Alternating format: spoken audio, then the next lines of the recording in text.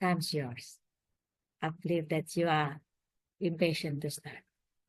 Thank you very much, Bu Wiwit, Thank you. and also all our colleagues in the English language education of UNESA. Good afternoon, everybody. Good Okay, afternoon. so nice to see you all here. I'd like to start by sharing my screen. Okay, I hope it's clear there. It's a bit rainy here. I hope it wouldn't interfere with the transmission and my signal later on. Okay, I trust that you have my screen there. Ladies and gentlemen, fellow colleagues, I'd like to use this opportunity to talk about the first part of writing our proposal. Now, I'm going to try to be as practical as possible, although, like it or not, we still have to bridge into theoretical side of proposal and academic writing. So without further ado, my name is Gusti Ngurah Agung Wijaya Mahardika. It's quite a long name. Balinese usually have long names. So you can always call me Pak Ngurah, Pak Agung. Just don't call me Pak Gusti, because Gusti is an old dated clan marker.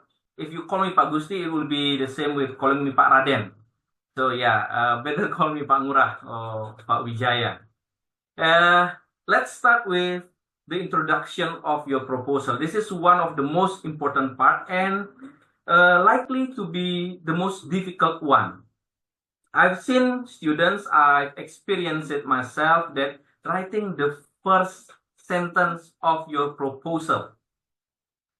I've seen a number of students, well, actually quite a number of students, starting with English is a very important language. So this is a very common first sentence. Students usually ask me, Pak, how do I write my first sentence? And I usually respond by saying, close your eyes and write whatever that you have in your head. Just write them down, and then sooner or later you will get focus. We're lucky, well, you're lucky. I'm also lucky because we were born in the era where you can write anything and then try to fix it later. Unlike our seniors, my father, for example, who was born in the era of typewriter where they have to think before they type.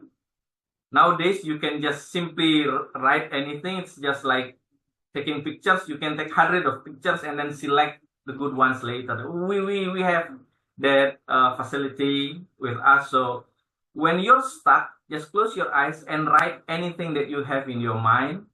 And later on, it will guide you into whatever you would like to talk about. Now, in the introduction, sorry, a bit too fast there. Okay. In the introduction, we will have commonly and most importantly, we will have the background of the study. We have the research questions, and we will have the objectives of the study. These are the three things that we are going to focus today. We're going to start with the background of the study. So in the background of the study, what we need to do actually is to define our topic. Define our topic means stating what you are going to study. Before you state what you are going to study, you need to know what you are interested in studying. Of course, when you are interested in studying a particular subject, you also need to consult with the department to see what are the department guidelines and policy on the research. Unless you are doing this purely on your own, as in you have graduated and then I would like to study this. Well, be my guest. You can study pretty much anything. But while in the context of being a student in a department, then you need to consult the department policy and guidelines regarding the things that you need and can study. So again, you need to define your topic. You need to know what am I going to study? What am I going to do the research on?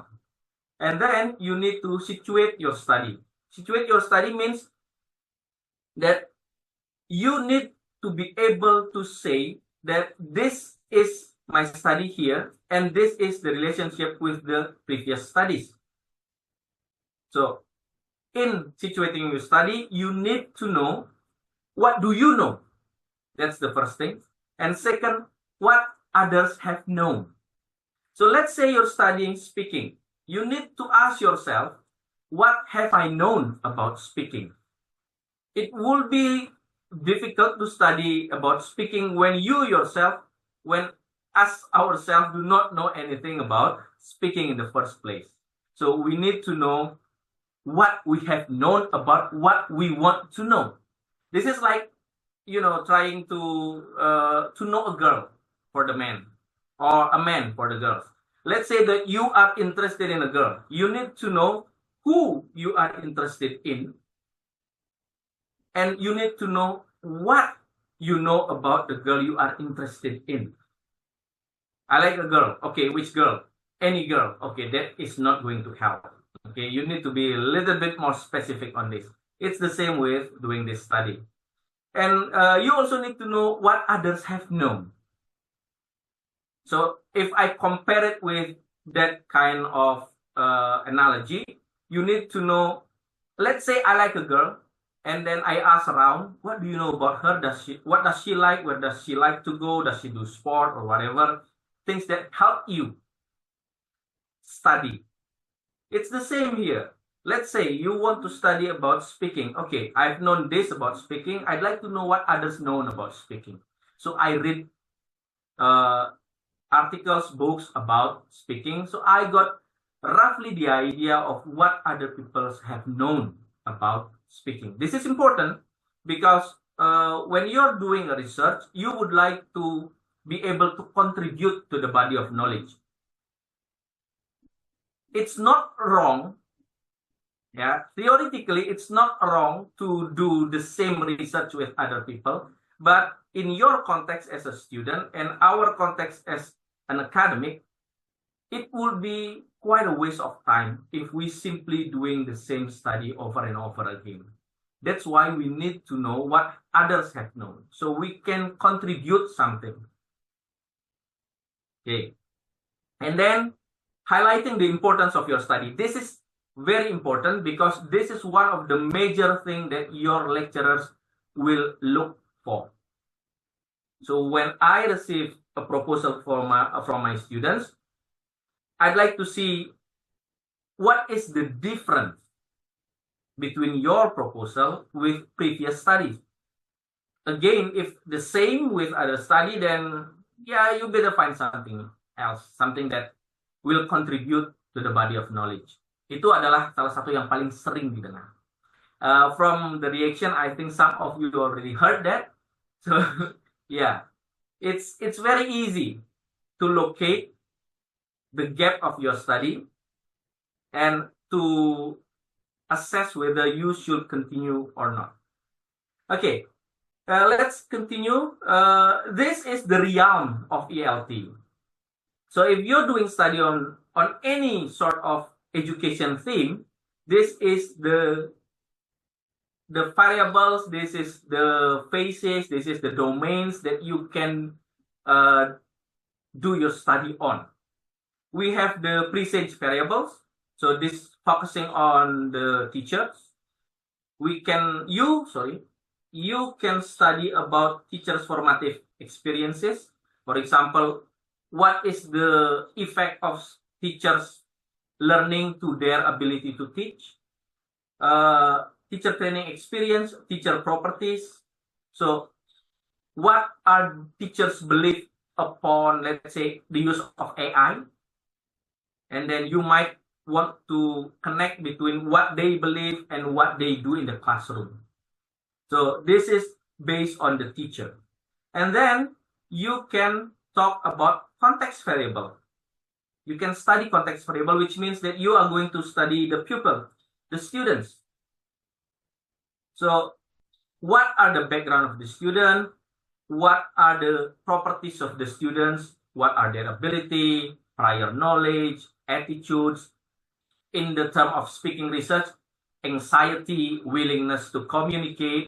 Those are all properties of students. So these are topics, these are areas that you can elaborate. And then you can also talk about school and community. So do you have sort of environment that affect the community or the classroom or the learning process? And you can also talk about the classroom context. You can talk about, let's say, is there any impact of large class size upon the effectiveness of teaching learning process and so on. And then you can talk about, you can study process variables, which is the classroom. Okay. So here you can study about teacher classroom behavior.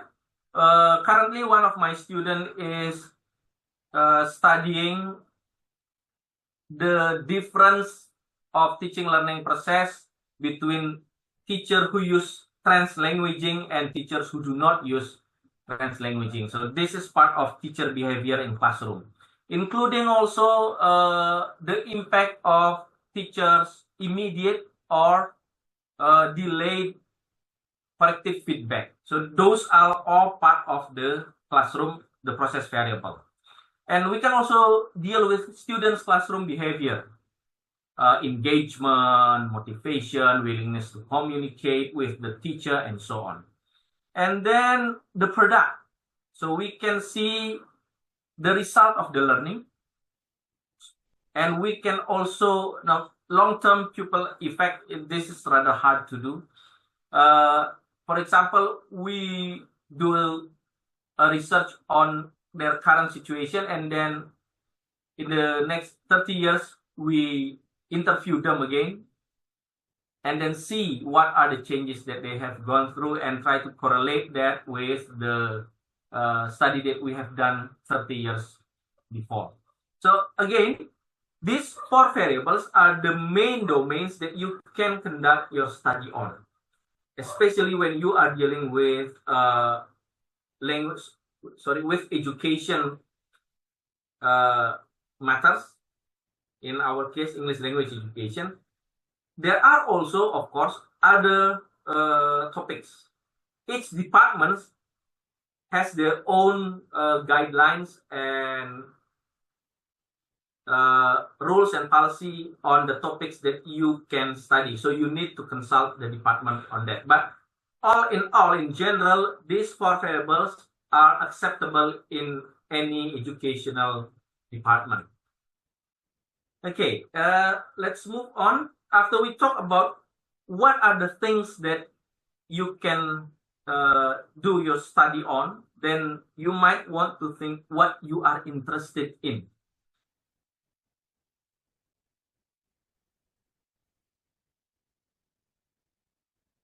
Now, after you are quite certain about what you are interested in, you can start doing your situational awareness study. So you need to situate your study by thinking about what do you know. You need to read books, lots of books. I know that some students would like to say, sir, do we still need to read books? I mean, I can always paste the whole documents, the whole PDF, and then ask AI to read it for me, and then AI should explain it to me. Well, that's one way, but being old school, I believe the best approach will be to read the book. Talking about old school, I'm a very old school person. I remember during my study, I even printed the book, regardless of the fact that I have tablets for reading and I have the PDF. I still printed the book because for me, well, this is personal preferences. I like the rustle of pages in my hand, and it's easier for me to write on them and then, mark them. But again, it all coming back to you and your personal preferences. Nevertheless, reading is a big part of writing. You cannot write without read. Writing is the idea. If I put it into an analogy, writing is like building a wall, and reading is getting the bricks. You cannot build a wall without bricks. To be able to have bricks, you need to read. So again, you need to read books, ruler, research reports, articles. You need to read them. And then you might also need to conduct preliminary study, to ask questions, to do observation, maybe even to give simple questionnaire to the people that you are going to study or people related to the topic that you're going to study. And then you also need to know what others have known. Again, this is done primarily by reviewing previous studies. Luckily, since the last few decades, we have what we call meta-analysis studies. So a study where people study other studies. And then we have state-of-the-art articles.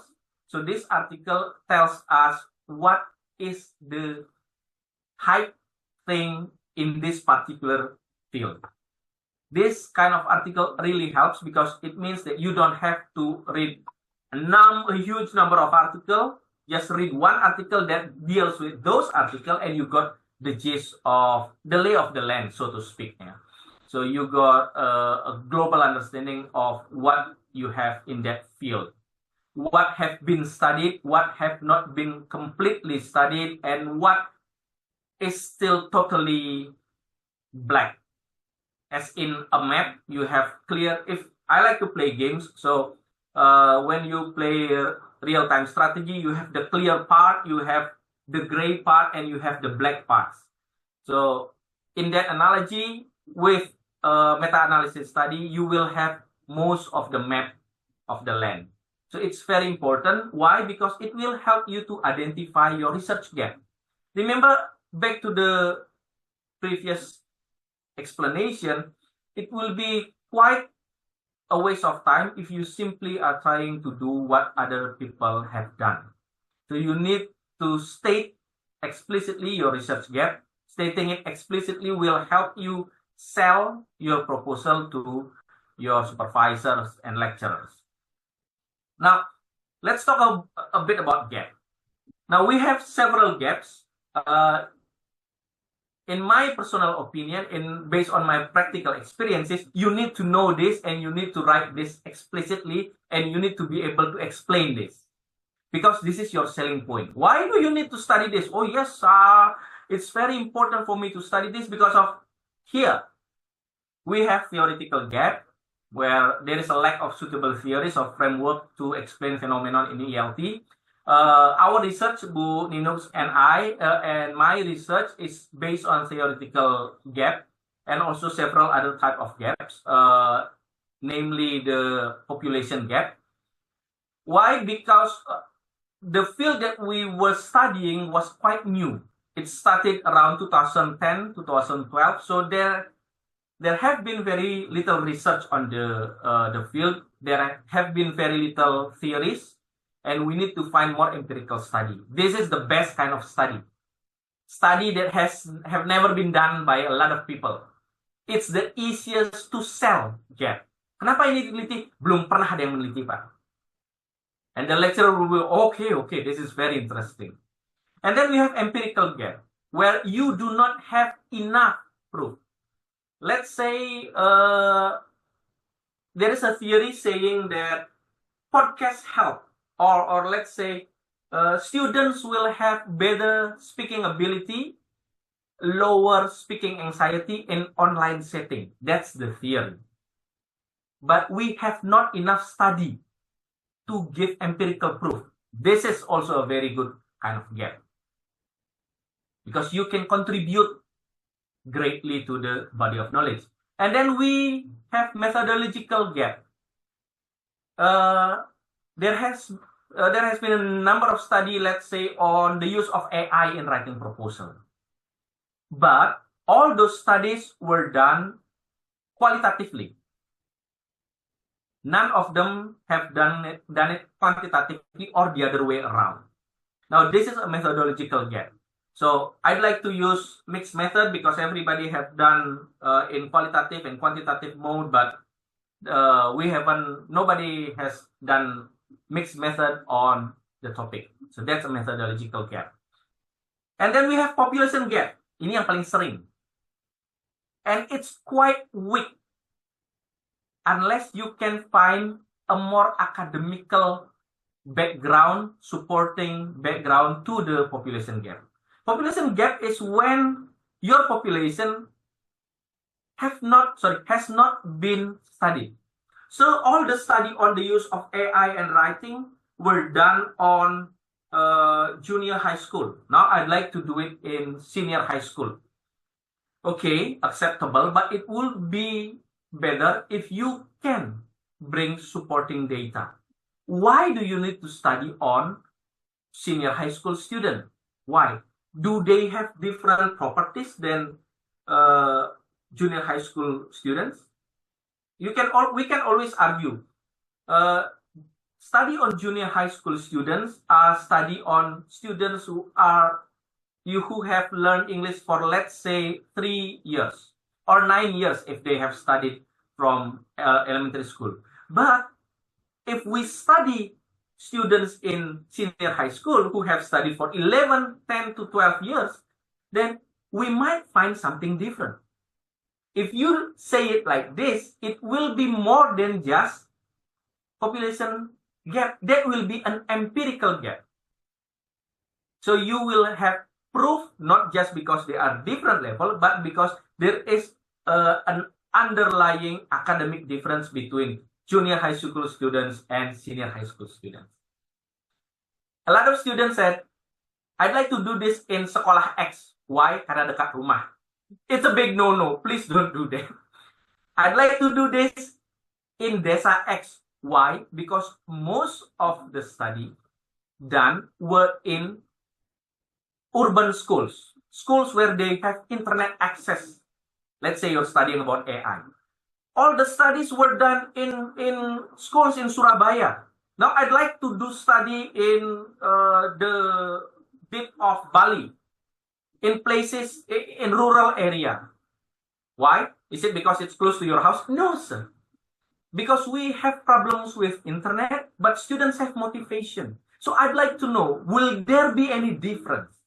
If you put it like that, it's going to have a different shape. Rather than saying, biar dekat rumah aja, Pak. Or, guru bahasa Inggrisnya paman saya. Please, big no-no. So, again, it's an academic writing. You need to think academically. Walaupun in real life, yeah, it's my uncle. It's going to be very helpful. It's next to my house and so on. But again, you need to build the gap in an academic point of view. And then, another interesting, although not that high unless it's a very big study, is contradictory findings. For example, a number of studies found AI helps. Another bunch of studies found that AI actually harms teaching learning process. So this is a contradictory or conflicting results. Now I want to chime in. I want to see what will happen if I do this study. Okay, and then knowledge.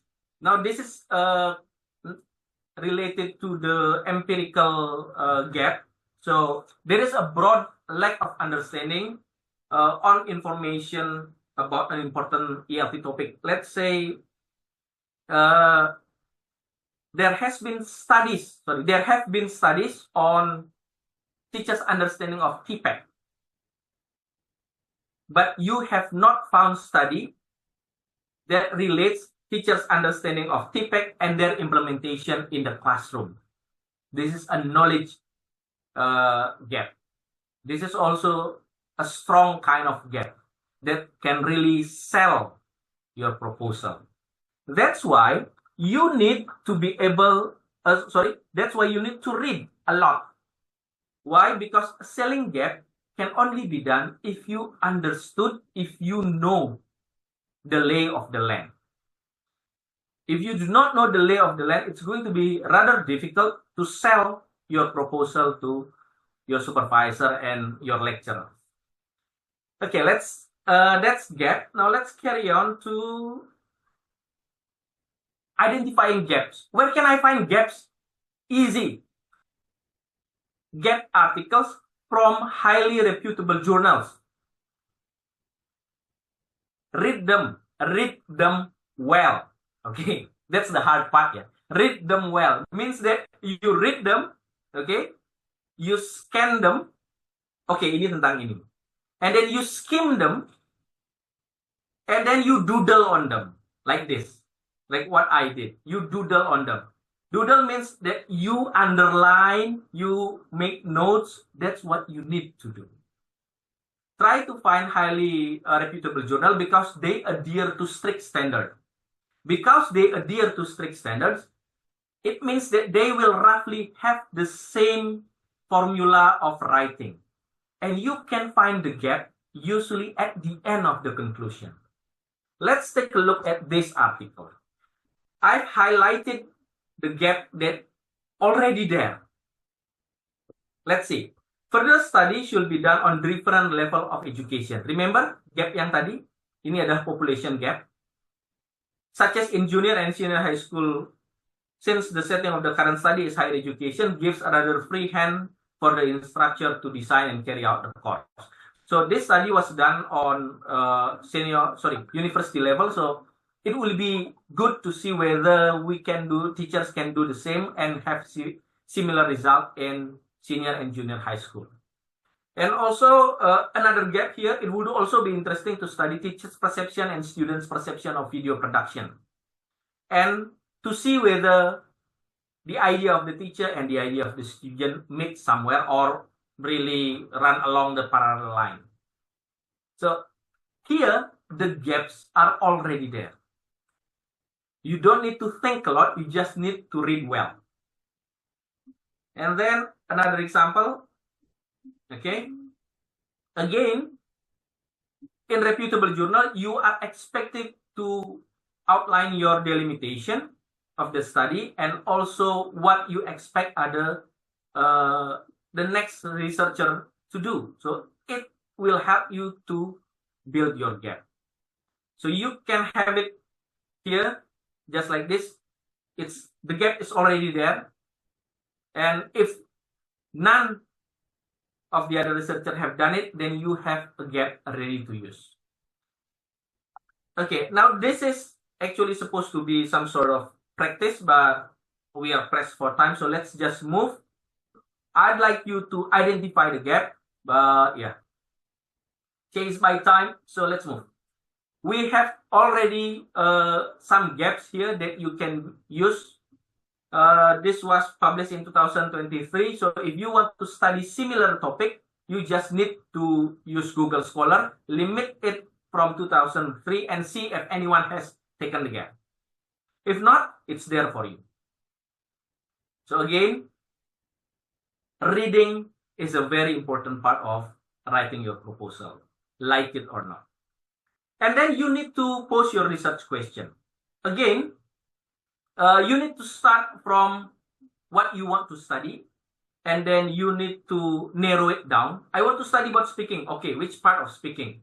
Anxiety, the quality of speaking, the impact of something upon speaking, the result of doing speaking like this into the student's ability and skill, or what? You need to narrow it down. How do you narrow it down? By seeing things that have not been done by other people. How do you find things that have not been done? By, unfortunately, reading. So it all boils down to reading a lot. And then identify research gaps. See what have been done, what have not been done, and then define your variables. Which part of speaking that I'd like to talk about, and then state your research question. Now, your research question will largely depend on the design of your study. Jadi, never start from design. One of the problem with the students are, sir, I would like to do an experimental research.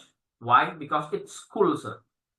Okay, so what is your topic? What would you like to study? Anything, sir, as long it's experimental. No, you don't do that. You need to start from what you are interested in. Okay? it's the same like, sir, can you give me a title? No. I'd like to know what is it that you would like to study. Then we'll talk about the title from the whole design and everything. Now let's check out the design. Let's say you are doing a descriptive study, quantitative or qualitative. So basically in descriptive study, you're asking what's happening, what's going on. So your research question will be in the line of what speaking strategies do high school EFL students commonly use during oral presentation? Because you want to describe something, you want to see what's happening. You wanna tell other people this is what's going on in this school or in this area. And then you have comparative study. You want to know if A is better than B or B is better than C or which one better out of all the three of them. And it will reflect on your research question. Do students who practice speaking through role play perform better in fluency than those who use dialogue memorization? So again, your research question will be based on what topic that you are interested in, the variables, and naturally the design of your study. And then causal. Does A cause B? Of course, your research question will depend on that premise. And then we have exploratory. What factors are involved in deciding which shirt to be worn to school? That's exploratory study. Then you have this kind of question. What factors influence students' willingness to speak English in a blended learning environment? Then we have correlational, is A related to B? And developmental. So when you are doing research and development study, this is the kind of question that you need to formulate. The fun part with formulating research question is they are actually more or less bound by the design. So you need to think about three things: your topics, your variables, and your design. When you have all three of them, it's just a matter of putting words together. You can always use this formula as a basic guidelines in working with your research question. Now, when we got to the research question, means that you are pretty much done. Because writing the research objective is more or less trying to put your research question into a more positive form of sentence. Just remember that it still has to tie with the research question. So again, when you have your research question, you are pretty much done. Pro tip, your significance of the study can always be appropriated from previous studies done by anyone with similar topic and design. That's why I said, yeah, when you have the research question, the objectives will come by itself. Let's see. We can form question to objective. Now, research question is what you want to know. Research objective is what you will do to answer that question. So if you have, I will have the examples later. So when you're writing your research objective, you need to keep several things in mind. First, each research question should be matched by at least one objective. So you have one research question, then at least you have one objective, because this is what you want to do. This is what I'm going to do this. Okay. And then in quantitative research, objectives are often signified by the verb measuring, testing, comparing. Those are the realm of quantitative. And in qualitative research, objective often use verbs like explore, understand, describe, and the likes. Again, based on your based on your research question, you will have research objectives. Let's see the first research question.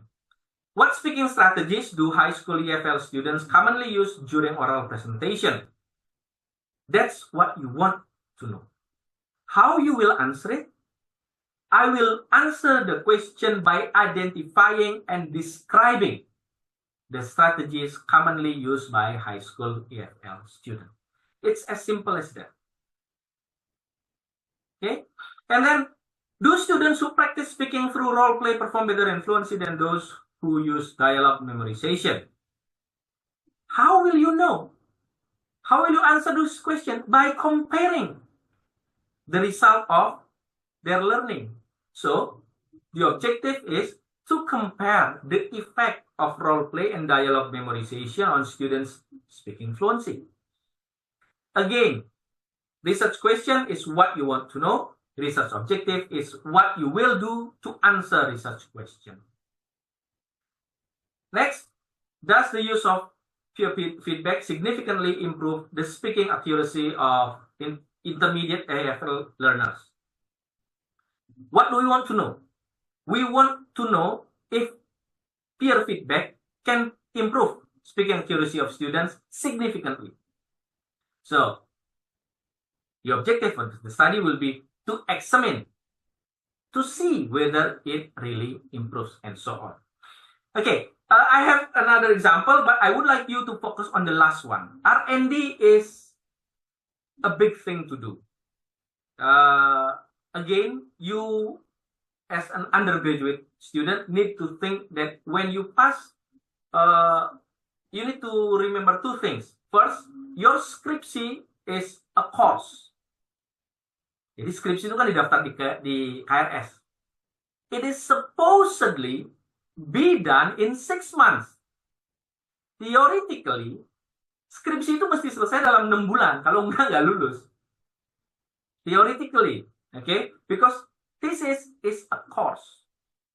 And thesis, kalau dilihat di cover kakak kelasmu, partial fulfillment. So it's not everything, but it's a big thing. Yeah. And it should be done in 6 months. Again, we will talk about this in the next part, I believe. Now, let's go back to this. That's why R&D is quite a big thing, especially for undergraduate study, unless you and your supervisor agree to limit the development of the R&D. Let's say you are using AD from Dick and Carey, it has 7 to 10 steps, then you decide we are going to do it until this step only. Now, why? Because a good R&D should end with a proof or validation of effectiveness. And that's going to take quite a long time and a lot of effort. So if you really want to do an R&D, so this is the kind of objective and research question. You need to know what you want to do, what you want to develop. You need to validate the development. You need to test the effectiveness. So one research question will have 4 research objectives because you are essentially doing 4 different things. So if you are interested in R&D, you need to be prepared. You need to know the lay of the land. This is what you are going to do. That's for R&D. And I believe that's the end of my explanation on RQ and ROs. I'm very sorry if I have been talking quite fast. One, again, it's easy to blame the time. And second, that's just my nature. And I hope we can clarify things later on during the question and answer session. Thank you, ladies and gentlemen. And back to you, Bu Wiwit. I hope I have gone through. It's okay. You can continue. If I were in the position of the students, I would like to listen to you till midnight. And consult my paper directly to you to get feedback from you and Bu Nino. Okay, thank you very much. Thank you. Back to you. Yeah, okay, thank you very much, Pak Ngurah. Now, Bu Nino, time for you to continue after Pak Ngurah talk about research questions, research gap, research question, objective, and everything related to the introduction. Now it's time for you to talk about the references. How, after we get the title, after we get the research question, how to find the relevant references to support it. Would you please start now? Okay, thank you very much. Let me share.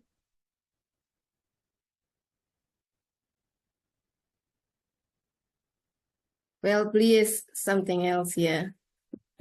Always like that. Don't worry, you can see it.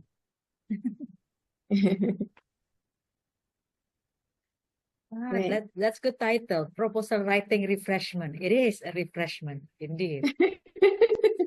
Yeah. Okay. Assalamualaikum warahmatullahi wabarakatuh. Waalaikumsalam. Good afternoon, everyone. Bapak, Ibu, the faculty members of Fakultas Sastra.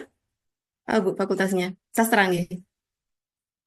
No, Especially Fakultas oh no. Fakultas Bahasa dan Seni, but here is our prodi Oh Pendidikan yeah. Bahasa Inggris. Yes, especially the English education department, yeah. And thank you, Bu Wiwit, having me today. And thank you, Pli, again for the incitement. Really refresh the the memory of having learning together, yeah. Some years ago. Right. Okay, so probably my my way of delivering this topic is a bit different probably from Pli. I mean, I want to have the interactions also with the audience, with the students here, so I don't feel krik gitu ya.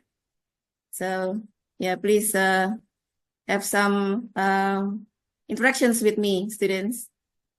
Okay, so that was our topic. We will talk about the literature review, and these are the thing that we will try to discuss about. So again, this one is a discussions, refreshment, and then sharing knowledge, sharing experience. So I'm not really the narasumber gitu ya. It's not really like that. So we are discussing together.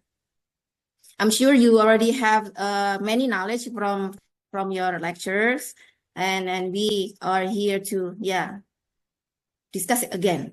Okay, right. So the first thing that we will talk about is what is literature, and I think please already mentioned some of the meaning of it, and then the next one is how to find relevant literature, and then the third, what should we do in writing the literature review.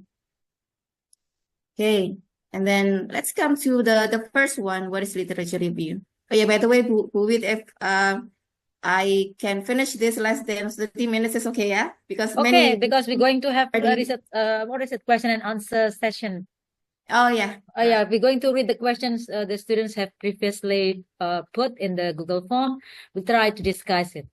Some of the questions have been answered by Pli in about research gap and things like that, but we can talk about it more. Yeah. I already saw the questions though. Most of the question is not really well, some of the question is a question really serious questions, but some also like curcol. They just I'm doing this, yeah, like curcol one, yeah. And then please mention it again. There isn't any other way of solving your problem rather than reading. So you have to read and read. So no other ways. Okay, right. So again, go back to our business. So this one is literature review. I think we already know what is literature is. So it's like any documents that you will need to get the support for your topic. So since we talk about the scientific or academic writing, so the documents that we talk about is the articles and books. So it's not other things, yeah, like your diary is not like that. It's of course the article and the books that to support your research. Okay, and then why should we have the literature review? So there are some purpose on it. So the first one is to have the understanding of the concept and theories of your topic. Yeah, before you come to the real research and to the field activity, field research activity, you should know about the concept and the theories of your topic. And then the second one is to convince the reader that your topic is worth addressing. Of course, if you have a very poor literature review, then your supervisor, like your lecturer or your examiner, probably you don't know much about your topic then. Yeah. And then the next one is to identify the research gap, right? Priya already mentioned about the gaps, but I want to ask again the students, do you still remember how many gaps are there? I mean, how many gaps Ngurah already mentioned earlier? Please answer in the chat box. In the chat, please write on the chat how many. Do you remember? Are you there? Hello, students. Hello, students. Are you there? This is a lecture. Yeah. Not newscasting. Okay, so there is a question here. Oh, 6. 6? Is it 6? How many research gap? Okay. Yeah. Is it 6? How about the others? Do you agree? Is it 6? How many research gap? Around 6. Around 6. Believe you may say something if you feel that it is not. Later, not now. Let them answer. Revan says 7. Yeah. Oh, okay. Right. Yeah, so the correct answer is 7, ya, Blia? Yes. Can you mention one of them? Or can you mention all of them? All of the gaps? Will you remember? Since many of you asking how to find the gaps. Yeah, so talking about the gaps is really important then. Can you mention 1, 2, 3, or 7, all of those gaps that you have heard from Lee?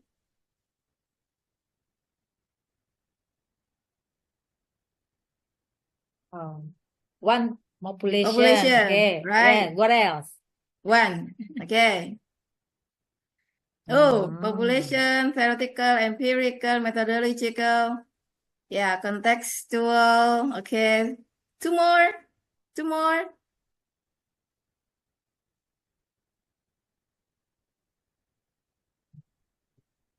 Okay. Have it answered yet? Contradictory findings and knowledge, ya. Belum dijawab ya tadi knowledge, ya. Yeah, so you have 7. Right. So, yes. Knowledge, population, theoretical, practical. Is that any practical also please mention?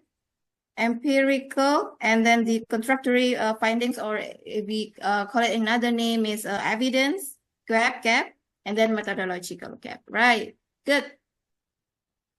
Okay, so you're up then, not sleeping.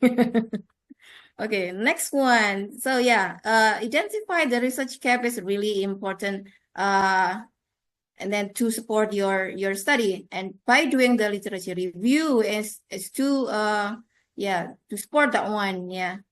And then the next one is to find out about the findings are consistent or with the prior knowledge or not. Probably you have any other idea or contradictory, just like the gap or any other reasons. Okay. The next one, right. Yes. So if we talk about the literature review, then you have to cite, right? So why should we cite? We have the citations in our work and your references.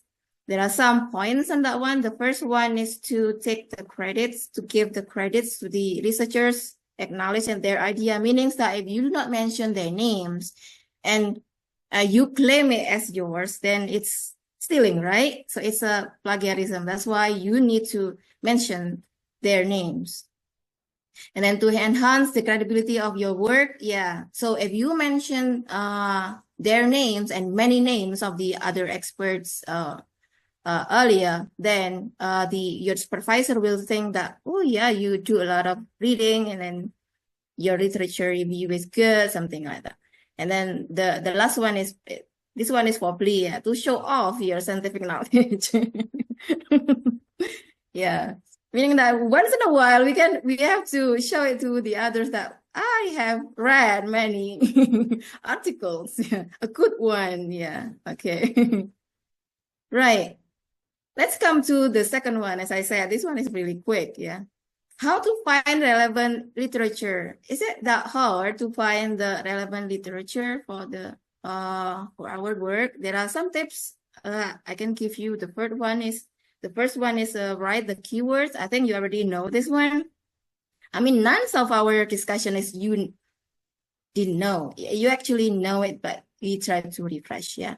Yeah, first write the keywords of your topic. So it's not only the keywords, you also can mention the synonyms or another words concerning about your topic. Yeah, who knows, probably what you meant is this, but the term, the right term, the formal term is other names. Yeah, you can use the synonyms on that one. And then the second tips, after you write the keyword, then you have the article, right?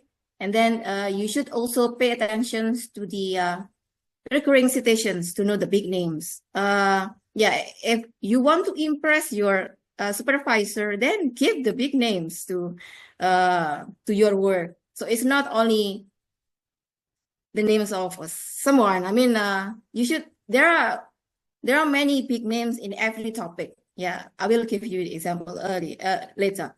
Okay. And then the next one is read the abstract. You don't have to read all for the first, I mean, at the start, you don't have to read all, just read the abstract to identify whether it's suitable with your topic or not.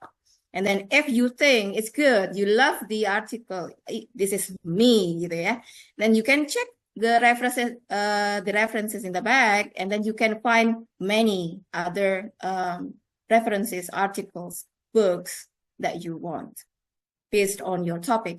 And then the next step is writing the literature review metrics. I think we already done that when we have our doctorate degree, doctorate college, Pak Bu, it's really help. I mean, having the literature review metrics is really help to know the positions of our topic, the positions of our research, and to have really good in mentioning things in the statement or something. Have you ever read in an article that there is one sentence, but there are so many references? Yeah, from that was, I mean, the activity of having such kind of thing is first, you have to do the literature review metrics.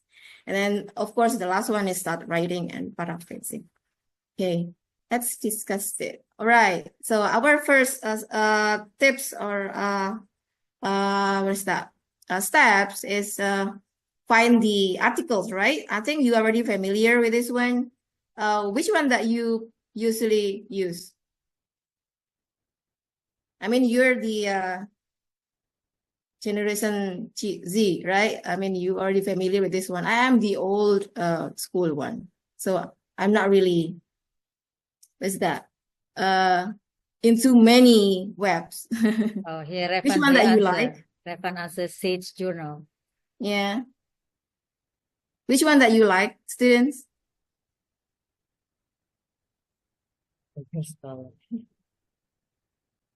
Google Scholar, right? Many probably on Google Scholar one, yeah. Okay. Oh, okay. Yes. Right. And did you also use the keywords? No problems on that one, yeah. I mean, I don't need to give the demonstrations though. You're the expert of using technology in your era, yeah. Okay, right. So as I said, after you search or cooked in Google Scholar or in any other webs using the academic search, yeah, then the next step is find the big names in your topic. So I have some big names here. Please, do you remember their names? Who are they?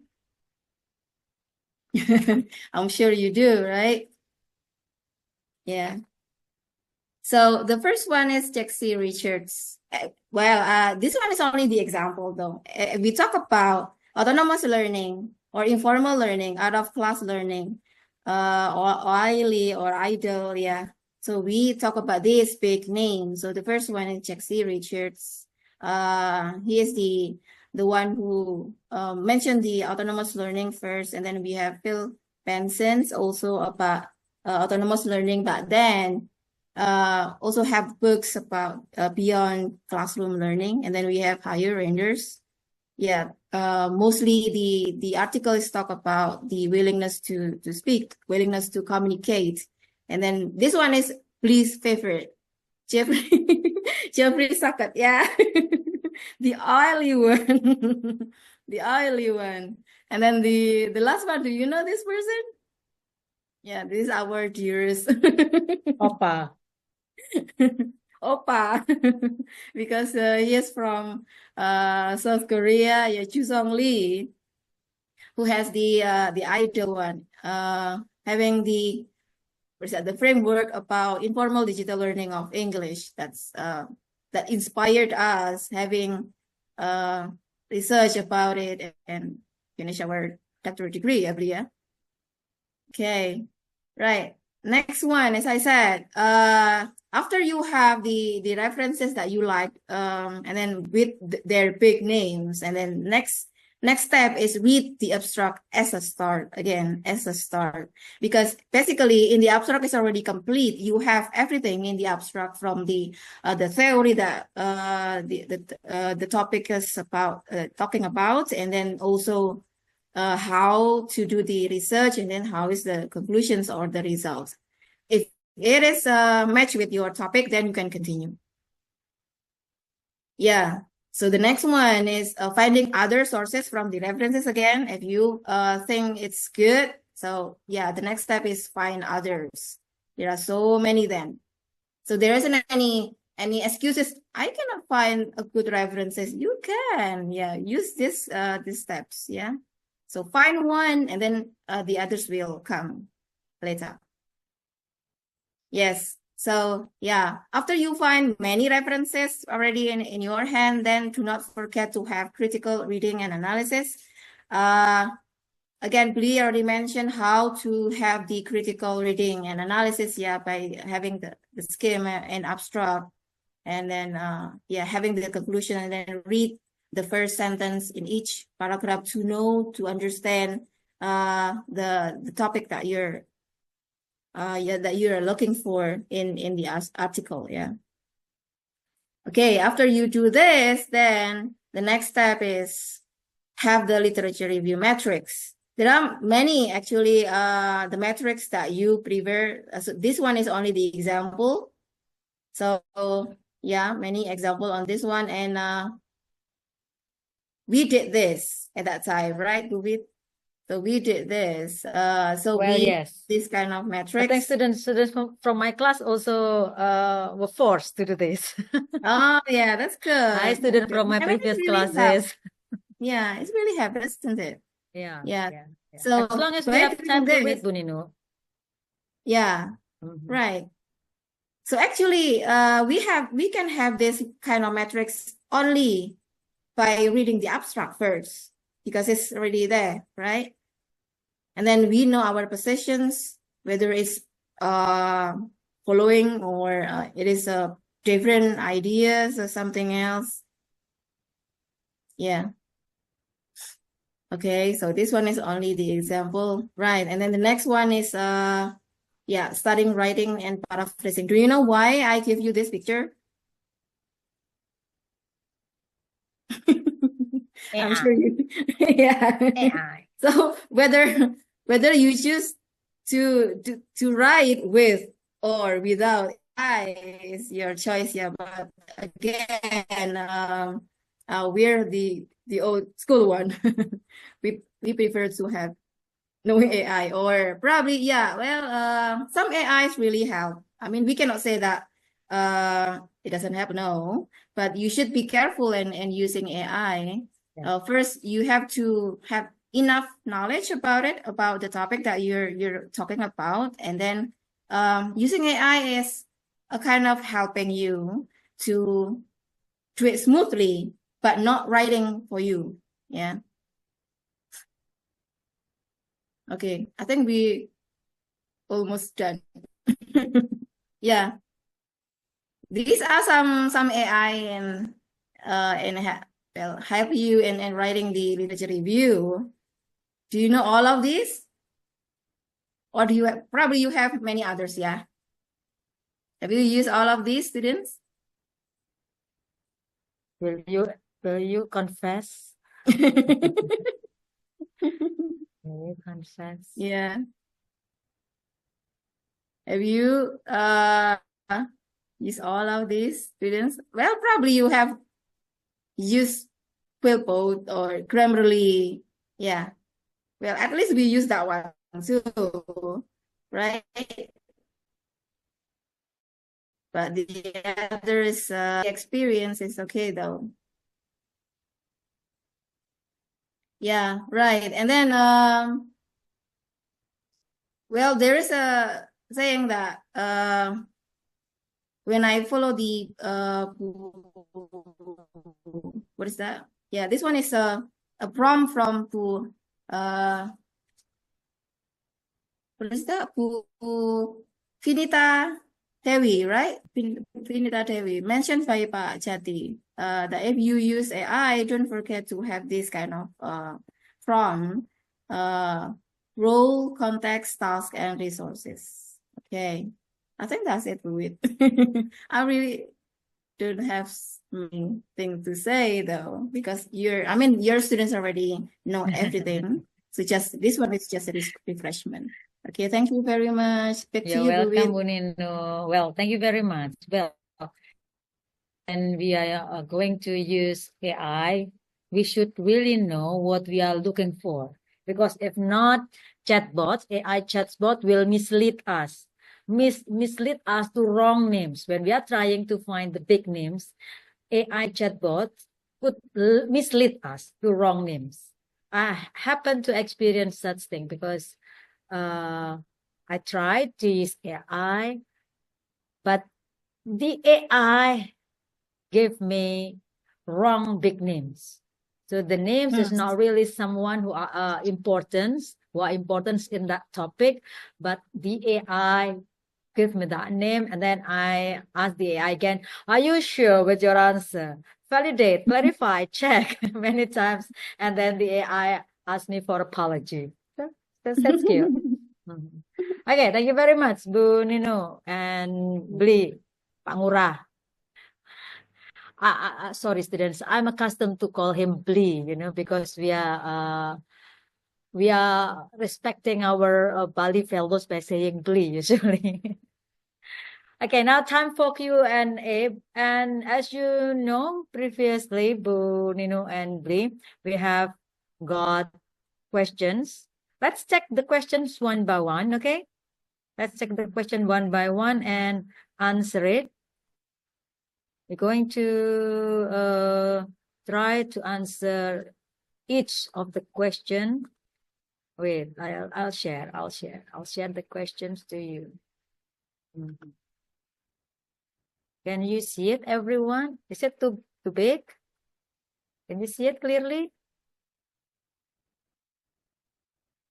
Is it readable? Yep. Yes. Okay.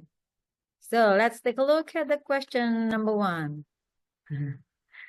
How to find research gap for our thesis? I think Pak Ngurah has already answered this question. Should we talk about it again? I don't think we have enough time to repeat your explanation, but perhaps you want to underline something related to this one, research gap, because there are still many students who find that research gap is hard to find.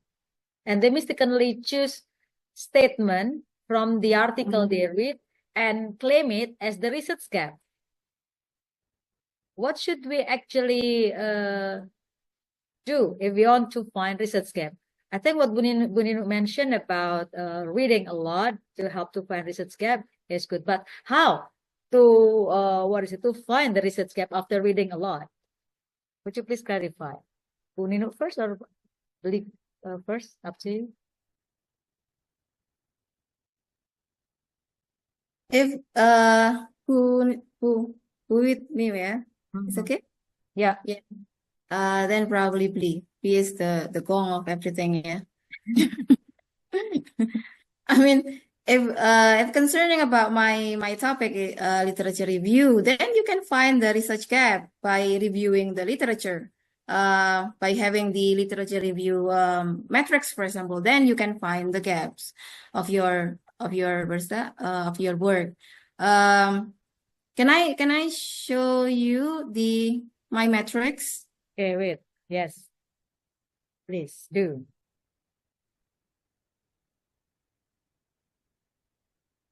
Wait, So the key is actually reading. If you don't read, you don't know.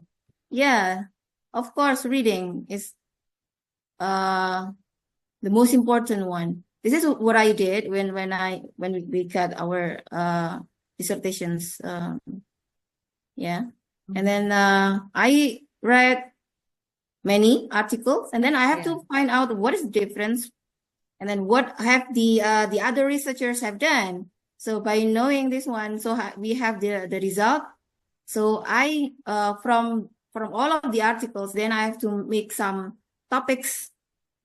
But actually, it's already about autonomous learning, right? But then I find many topics about it. So I make some classifications. So autonomous learning to the cognitives, and then so this one is the affectives, and this one is using games and such kind of things. So by doing this, then I can find out what haven't been done. So that will be our gap. So no other solutions. If you want to find your gap, the difference between your work with others, reading. And this one is probably help. I mean, is the activity of reading is doing the metrics, and then put it only from read the abstract only and put it in the metrics to understand about the whole content of the articles. Okay. Lee, perhaps you want to add something? Okay, so I'd like to clarify the question. How can I find research gap, right? Yeah. Well, to make it How short. to find research gap? Yeah, how can I find my research gap? To make it short is, well, to read. But sometimes it's hard to find what to read because there are too many of them. Right. So you can always use, let's say, let me share you my screen. So you can use this. I believe you already know how to do this. I just put meta-analysis on speaking anxiety. So by putting this, you will have a number of meta-analysis studies on speaking anxiety. Let's say that your topic is speaking anxiety. And then, well, like it or not, you have to read it, whether you like it or not. And let's say, here we have a number of studies proposed by Google Scholar, but we want it to be recent. So we are going to cover it since 2021, because previously there was something from 1987, so sudah benar-benar outdated. So we're going to limit it from 2001. So we have a number of studies, then you need to read this. Or you can also use AI. I just put in a script here, a prompt. You are an expert in ALT. I am an undergraduate student in ALT. You are my supervisor. Please find me 3 articles stating the latest research gap in speaking anxiety. Usually you can always, you can make it more specific by asking ChatGPT to put the citation and link. Walaupun link nggak selalu ya, banyak alasan lah dia. So again, you can always check it. Sorry, you have to check it. And well, ChatGPT and all his or her wisdom gave me the answer. And okay, so this is a systematic review according to ChatGPT. What you need to do is check it. Is it really real? So as what Bu Wiwit said just now, ChatGPT is notorious for making hallucination. Dia bikin sendiri. Ada sih, tapi nggak nyambung dengan ininya. So you need to be careful. Here, ChatGPT dares to give the why. So we need to check on the DOI. Oh, see, error, DOI not found. Okay. And then we have to do it manually. You have to copy it here and then put it here. Okay. It's not exactly what it says here, but we have something similar here. Foreign language anxiety research in system between 2004 and 2023. Now, this is interesting.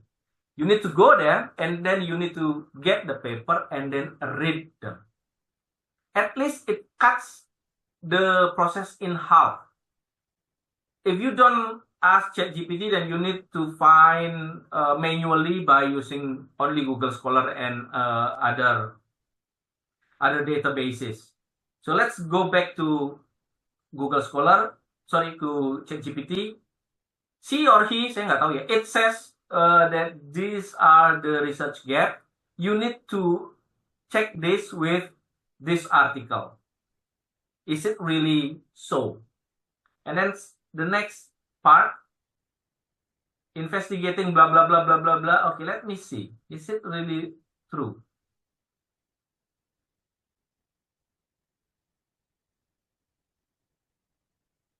Okay, the DOI is valid, but the title is different. This is the problem with ChatGPT. Ya, entah dapat dari mana dia. Okay, let's say investigating the predictor. Okay, I need to copy this to here and then search. Investigating predictor for language anxiety among EFL. Okay. Now this is interesting. This one is interesting. This one is interesting. You see that it doesn't have any Zhang. I don't know how to pronounce this. Chang, yeah, and Wang. Chang Wang. No, none of those names. So again, this proves what Bu Wiwit has told us. It's there, but it's simply not really there. Yeah. Yeah. So you need to be very careful. Dan ChatGPT sudah semakin cerdas. Check it out. I encourage you to read this article thoroughly. Ya, dia sendiri belum udah minta maaf nih. Again, kalau didesak, if you keep on pursuing ChatGPT, it will claim that there is legal obstruction, blah blah blah blah. I'm not supposed to give direct link, blah blah blah, and so on. But again, at least this gives you a general direction. Let's say, di mana ada dukun sakti in Surabaya, it's better than saying in Indonesia, right? In Surabaya, it's a lot smaller than in Indonesia. So, again, it will help you and point you out at the right direction. But you still need to do a lot of the hard work. That's part of research. Remember, I found it out the hard way, but research is reading 4 articles to write 2 sentences, and reading another 4 articles to delete those 2 sentences. That's what research is. You spend most of your time reading. You read 4 articles. Oh, this is good. This is a good idea. You wrote them down, and then you read another article, a bunch of articles, and found out, oh, artikelnya ternyata ide itu sudah nggak valid lagi, and delete the whole thing. I spent days, morning to afternoon, reading, writing, deleting. And I believe every doctoral students went through the same mode. So again, this is one of the way to find research gap. Of course, you can also use semantic scholars and other AI that helps deal with gaps. But remember, regardless how beautiful the gap looks, you need to check and recheck. Okay, you need to check and recheck. Never copy and paste anything that you found from AI willy-nilly. Never do that. You need to check and recheck. Otherwise, it's going to ruin you and waste the time of the people that are supposed to read your work. Back to you, Bu Wiwit. Okay, thank you very much, Willy. Now, is it okay that we answer more questions? Yes. Okay, So we're going to answer the second question. Should I show it? Yes, please. Okay, wait, please. Share. I hope we can answer all the questions given by the There are like students. what, 78 of them? I hope this is We a have synthesis of the have questions. 18 so far, Oh, actually. okay. There are Because more perhaps now because there are more people putting names on the registration, but this is what I got in the beginning of our program.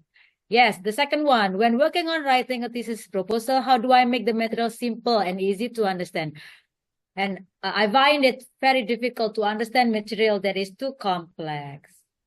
I'm not really sure what you I'm mean not by really sure material there's- here. yeah. Anyone asking this question, would you please clarify your question here if you are now here? We are not. It's Is not it really clear. difficulty in reading material? I don't know. Articles, Perhaps. or is it difficulty in writing your proposal? Yeah. It's not clear whether it is for in writing or reading. Please clarify. Okay, while waiting, let's take a look at number 3. How to express idea clearly. How to select a good article. How to comprehend article well. Wow. Yeah. This is a very loaded question. Very loaded question. I think it's related to number 5. How do we find relevant and highly accredited journal and how to find the right keywords? Like what you mentioned previously, you suggest our student to write meta-analysis and their topic. So how to limit what to write in the keyword as the keyword in the Google Scholar or any other search platform. Okay. Or search Thank engine. you very much. I'll try to answer this first. This has been a problem for a number of students. Bu Wiwit, I'd like to share my screen. Okay. Okay. Now, let's go back to this part. Question number 5. How to find good... could you please clarify question number 5, Bu Wiwit? How to find good journals, right? Yeah. Number 5. How to we find relevant and highly accredited journals and how to find the right keywords. The right keywords. Okay. Yes. Now, I put this question to Mbah Google. List of Scopus Index journals, ELT. And then it gave me a number of hits. Yang ini bahasa Indonesia. So you just click here. And this is the way I do things. I'm an old school person, so this is the old school way. And then you have a list of Scopus Index journals from Indonesia and abroad in ELT. So yeah, you need to check them out one by one. Let's say if you already have the name, let's say I don't know the journals. Well, now you know. Let's check one of them. CLA. CLA is from Syah Kuala University in Aceh. Let's say perhaps you are trying to study, well, mumpung masih di sini, speaking anxiety. I'd like to put in Google Scholar speaking anxiety.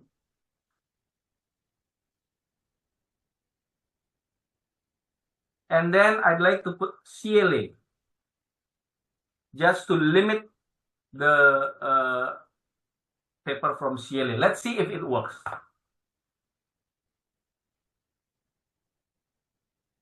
Okay, how do we know? Just check here. Journal of English Language and Education. Okay, that's not CLA. Let's try some other journal. Number 1 journal in ELT that you need to be familiar with, Q1 is Asia TOEFL.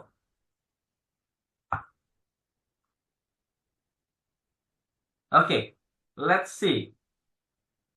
This is from ResearchGate, Cogent Education. Do we have anything from Asia TOEFL? Okay, this is Q1, Asia TOEFL. Let's see. Click on the site, you'll see the number. Okay, the Journal of Asia TOEFL. And then the year 2021, oh, quite recent. So I believe this is acceptable. And then you click on that, and then you read it, and then you find. My trick is to find the latest one since 2024. Since 2024, and then Oh, this is good one. Taylor and Francis. How do we know a journal is a good one? A rule of thumb. Check on site, okay? And then check APA. Not because APA is good, but APA is the only thing that I understood. So this is what I can explain. Check APA and you will see this number. 11, 1. 11 is the number of volume, which means how long it has been published.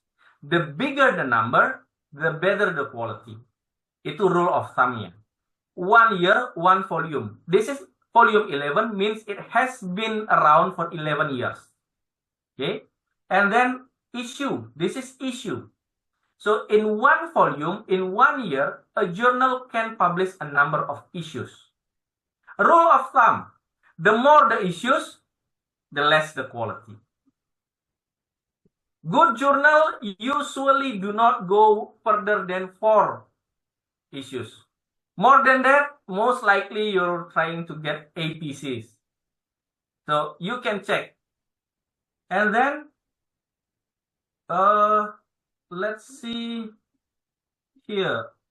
From Taylor and Francis, that's a reputable publication. Computer Assisted Language Learning. This is a good journal. Let's see from site. And then we have 37. So this is volume 37. Been around for 37 years. It means a lot for a journal. So this is how you can identify, at least from the criteria that we have, that this is a good and reputable journal. So when you get this, then you need to get the article and read. What do you need to read? The whole article. That's the first. And the second, check the references. Because this is 2024, then it will have references from several years previously. And then you can check the references, see which references that really tie in with your topic. Don't find old journals, because old articles will have even older references. Try to get the latest one, then you will have several years back references. It will help a lot. Okay, so that's more or less the thing that you can do to find reputable journal. Now back to question number 3. What was it, Bu Wiwit? How to express idea clearly, how to select a good article, and how to comprehend article well. Okay, how to select good article, I believe in terms of journal, we've talked about that. In terms of relevance, you need to read the article to see whether it ties in with your topic or not.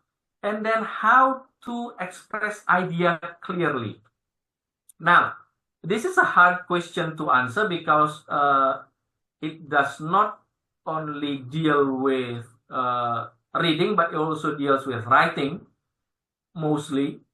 My tip would be to read the journal, read the article, write down what you have found, what you have learned from the article in good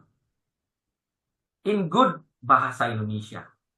If you are not really, let's say, confident with your English, write it in good bahasa Indonesia, and then later you need to rewrite this into English.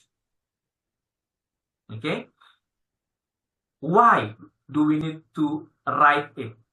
When you write it into bahasa Indonesia, you undergo a process where you try to comprehend what you're reading.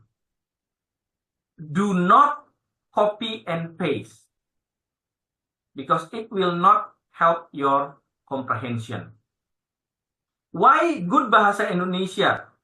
Because bahasa Indonesia and English has essentially similar grammar. Saya pergi ke pasar. I went to the market. One of the biggest problem with creating good English is the lack of good bahasa Indonesia comprehension. So that's why I emphasize on good bahasa Indonesia. What is good bahasa Indonesia? Well, grammarly correct bahasa Indonesia. It will help you a lot. when you are rewriting it into English. That is what I can do to help. I have heard claims of AIs that can help you summarizes, paraphrases, read and give you a bunch of ideas from articles. For me, it will not really be helpful if you still have problems with understanding the idea of the article itself.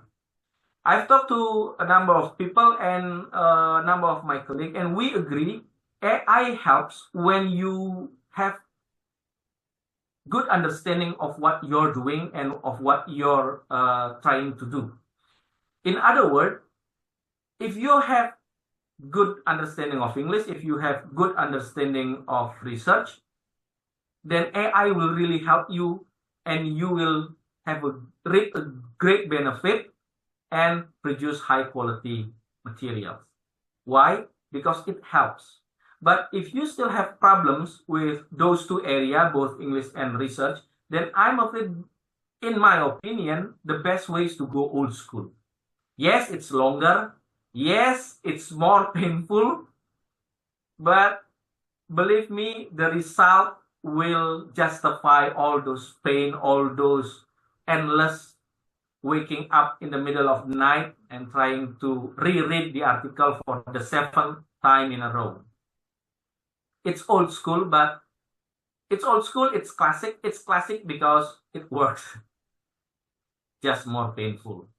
So again, that will be my suggestion and answer for that particular question, because I don't see any simple answer to that several word question. It's a very deep question and loaded question. Thank you. Yeah, thank you. Bu Ninu, perhaps you want to add, because many students here, more than one here, and some in the questions here, some students ask similar thing about relevant references, how to find relevant references, and then how to what keywords can be used to find the relevant references, and what should they do if the topic here is rare. The article is in rare topic, like listening, for example. One of the students here mentioned listening. Listening is not easy to find references related to listening in his or her what's the topic. I'm not sure what it is, but that's what he or she mentioned. So what to do if the articles relevant to the topic is rare? It's not many. Perhaps. Yeah. All right. Thank you.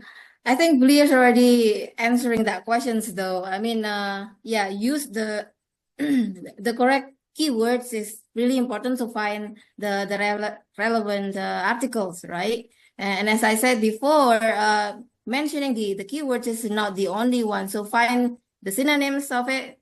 So if you think it's you cannot find the topic that you're looking for, then find other names. So where's the rare one? Like, what do you mean by rare? Well, it's difficult to find the the recent one, the most recent one related to the specific topic they take, for example.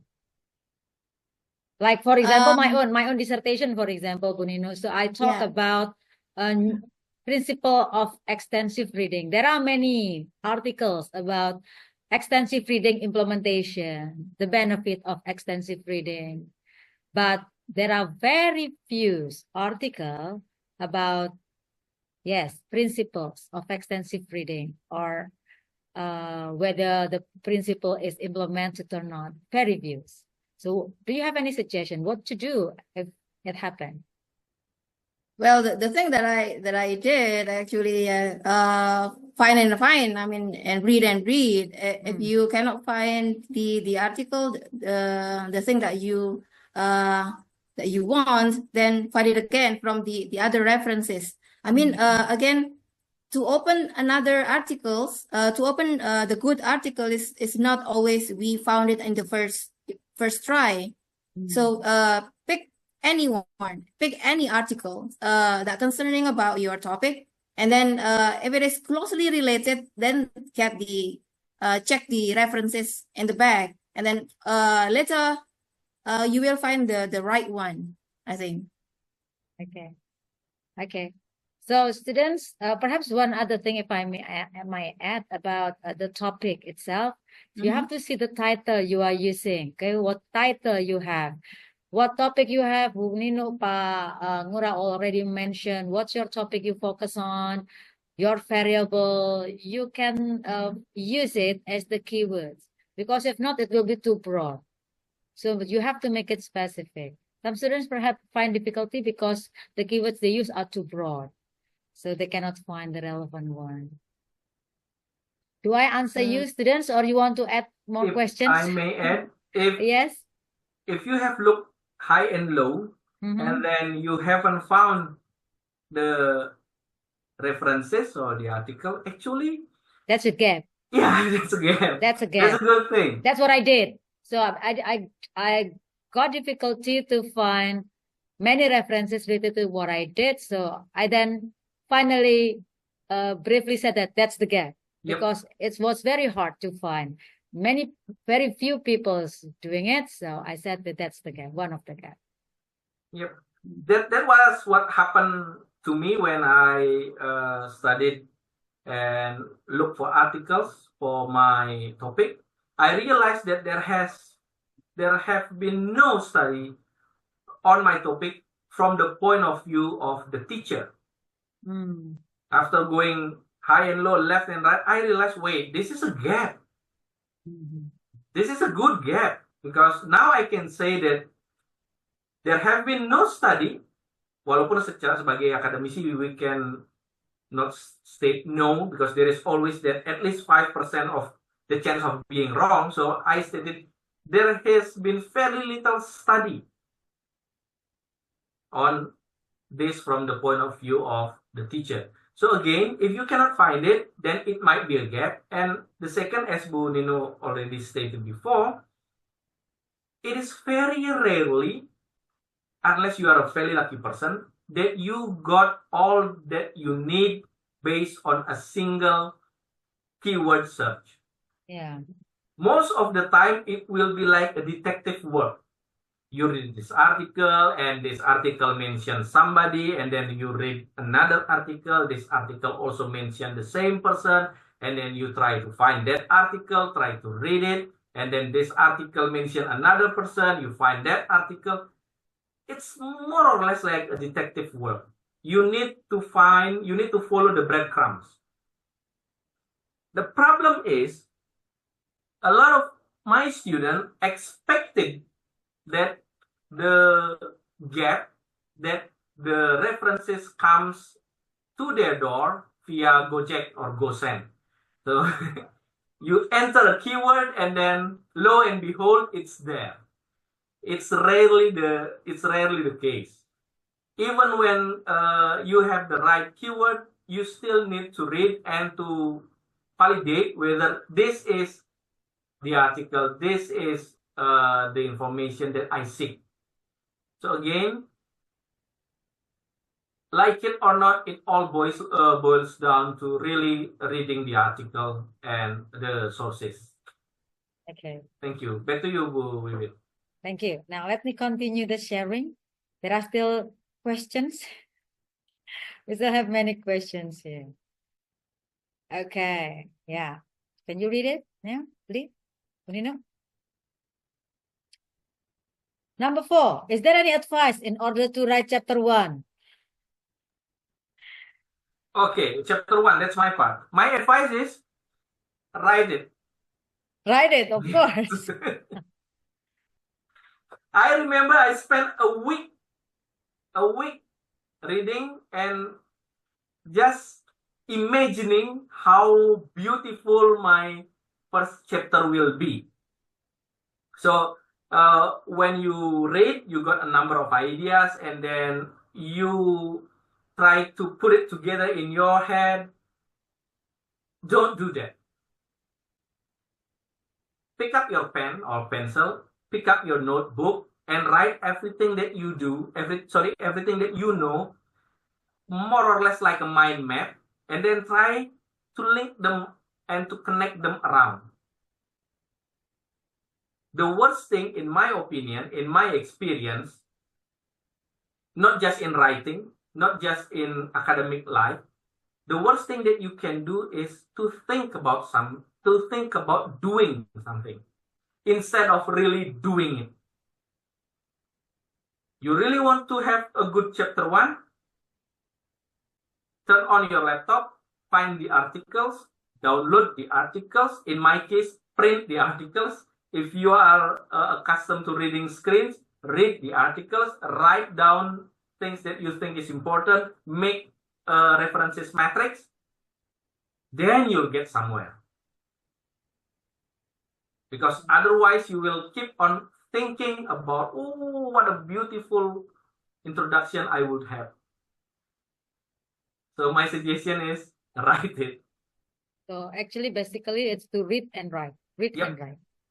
You cannot write if you don't read.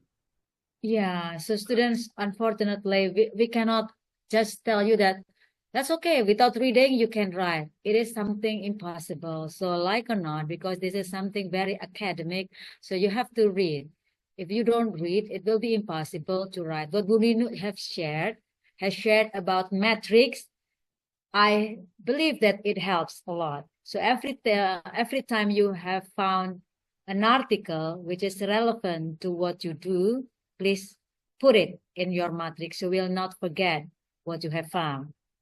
It will be your control. Okay? It will be your control of the references you have. And later on, after you collect many articles, put it in your matrix, you can conclude something. After you're reading a lot of things, you can conclude, and then you can put it as your research gap. You can then develop your research question and so on and so forth. That's for chapter 1. For chapter 2, there are many questions about chapter 2, Bu Ninuk here. How to make proper research background and literature review. I think that's related to both of you. Proper research background and literature review. Is there any key for this? For proper research background will be situating your research by reading previous study and naturally the gap. I believe that it will also answer question number 8. How do you make your research to be more interesting? Simple. Oh yeah. You need to have a good gap. It's as simple as that. Everybody is selling donuts and pizzas. You just need to be able to convince other people that your pizza, your donut is different. If it's the same thing, then I'm afraid people will not be that interested in buying yours. So again, for research background, you need to read. Now I sound like a broken tape. Read, because that's the reality of writing. You cannot write without reading. So you need to read and then references matrix and then try to connect the ideas. And you need to formulate your research gap. How do you find your research gap? Again, back to you read the old one. Of course, you can always ask ChatGPT just like what we did just now. Show me the gap and find me the gap. But you need to validate that to see whether, one, the references is valid, which was not. Two, to see if the references really did say that such gap exists. Trust but verify. You may trust somebody, but you always need to verify. Okay? It's your job to verify. You are a scientist. Your job to find the truth and then verify the truth. Okay, so that's it, Bu Wiwit. Read, create, write down. Read and write. Read and write. And Bu Ninuk, do you agree with read and write? Yeah, of course. We are the old school one, right? There isn't any other way. So even though we are using AI chatbot, we still read and write. Right. You have to check whether you read the answer of the chatbot, not And trust then AI. you write your prompt to ask the chatbot to validate what they Yeah, have written, right? So the activity of writing the thesis proposal is not a magic thing. Yeah, you need some steps to do it Yeah. by reading and write. Read and write. And you have to be consistent with your title. Don't change every time. So if you are talking about teaching strategies, for example, and you Yeah. already choose one strategy, so stick on these are very broad things. Specify. Many students make it very broad, not specify it. So please specify. Don't talk about too many things at one time. So you have to specify what you are focusing on. Okay, now let's take a look at more question here. Take a look at number 8. Billy have already mentioned number 8 here. How do you make your research to be more interesting? Yes, it is already explained that you have to make it different. I remember Bunino and Billy, both of you has written dissertation in similar area, right? About autonomous learning, digital autonomous learning. Oily and idle. It's not. Yes, It's essentially the same thing. We're looking at the same thing from two different tell point the of students, view. please. Okay, so my study was on oily, and Bu Ninuk's studies was on idle. Different names for What similar things, oily for the stands same for? thing. What oily stands for? I forgot. OIL stands for Online Informal Learning of English, while IDLE is Informal Digital Learning of English, if I'm not mistaken. So it's like basically the same. Basically the same. It's the same thing. Mm-hmm. So OIL was proposed by Geoffrey Socket, while IDLE was proposed by Ju Song Lee, right? Right. Yeah, and both terms actually talks about the phenomenon where people learn English when they do digital activities without the intention of learning English in the first place. So let's say you are watching a YouTube video on tutorial of making noodles in English. So it has to be in English, it has to be in digital context or online context.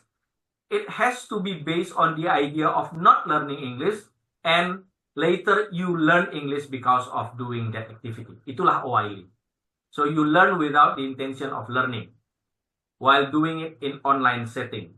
So you watch a mukbang or a cooking series in English, and then you learn English words, learn English terms. That's OIL. I studied it from the point of view of teachers, and I studied whether teachers are doing OIL or not. While studied it from a different point of view. Yeah. Sorry interrupting. It's what make me curious is how did you both do similar thing, but you could find different terms? Reading. Is it because of the reading? It's the reading. I see. I was surprised. I was surprised when we went to one of the courses there where we explain what we are going to study, and I realized Bu Ninu's proposal is exactly the same like mine. The topic, not the approach, not the subject, but the topic is exactly the same. Not 11-12, but 12-12. Yeah. I was, this is the same thing. And then I realized, okay, we have different approach and we have different subjects and research question and objectives. So it's academically valid. Actually, our study complement each other. So no problem. So that students. Setelah ini nanti kita buka ya sesi untuk kalian kalau mau tanya-tanya langsung. Now we're going to focus finishing this. Explain it more. What is it? The other question. Explain in more detail what is the gap fill and instrument. That's very technical. Billy has already mentioned. Gap fill and instrument. I think instrument is we will for next week. Just this one, yeah. For instrument is for next week. Gap is already mentioned. Fill, I don't know what fill is. Previously. I'm not sure about fill as well. How can we find how we elaborate our abstract and gap in our research if this technique are already used in its level of education? There are How several we, types of gap. Level of education is only population gap. Mhm, You still have mhm. 6 other. Yeah, yeah. So find the different types of the gap. Mhm. How can we find article that are relevant or is already finished? Bagaimana caramu sebab 1 dan 2 sudah? How can I collect the data? That's next week, students. So next week we're going to talk about data collection, data analysis. Is that right? Yep. Yeah, so you can join us again next week about those things. How many pages should an ideal proposal have? Well, how many paragraphs should be in each chapter, or can it be adjusted to your needs? Would you please answer, Bapak Kaprodi Okay. dari tetangga sebelah? This will boil down to the requirement from the University. university and the department. In my department, it will be as much and as few as needed. So we don't really have, I'm answering this based on what we have in my department, in our department. We don't have a definite number of pages. What we do have is the minimum references on variables and the age, the recency of the references. It should not exceed more than 5 years, 10 years for several cases, more for specific and really fundamental references like Bloom's taxonomy, although we always encourage students to find the latest interpretation of The latest one. old or classic theories. Again, it's not the number of page. And now this is going to sound silly, but it's not the number of page. It's the information that you put into the pages. I remember when I remember when I was doing my master's degree, my professor asked us, there were 4 of us, to submit new updated version of our proposal every Friday. And I found it difficult because she always asks, actually Bu Wiwit met her face to face. She asked us, what is the difference between your previous version and this version? I was so pressed for time because I was working as the secretary of the department back then. I don't have time. So I simply expanded in a very silly way. In the old version, I used SMP. In the new version, I wrote junior high school. So I got 2 extra words. And I managed to expand my proposal by 3 pages. And then when she read it, she said, what is this? What have you read? Sorry, what have you written? There is no difference between this version and this version. This simply has more pages in it. So I believe that that answers the question. It's not a matter of pages. It's a matter of the quantity of information. Remember, this is an academic writing we're talking about. It should be concise but clear. Concise means everything that you need is there. But clear. Sometimes you cut everything to the point that it's unclear. So again, it's not a matter of pages. It's a matter of the number or the quality of information that you put into those pages. But this subjects to each department's requirement. I don't know, maybe some department has requirement of at least 50 pages, at least 30 references for one proposal and so on. If there is such requirement, then you have to observe those requirements. Back to you, Bu Nino and Bu Wiwit. Want to add, Bu Nino?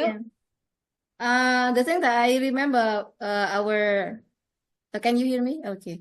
Yes, yeah. Our lecturer said, how many references will you need to find in order to write background of the study or anything? Sampai jenuh gitu kan? Do you remember that? Yeah.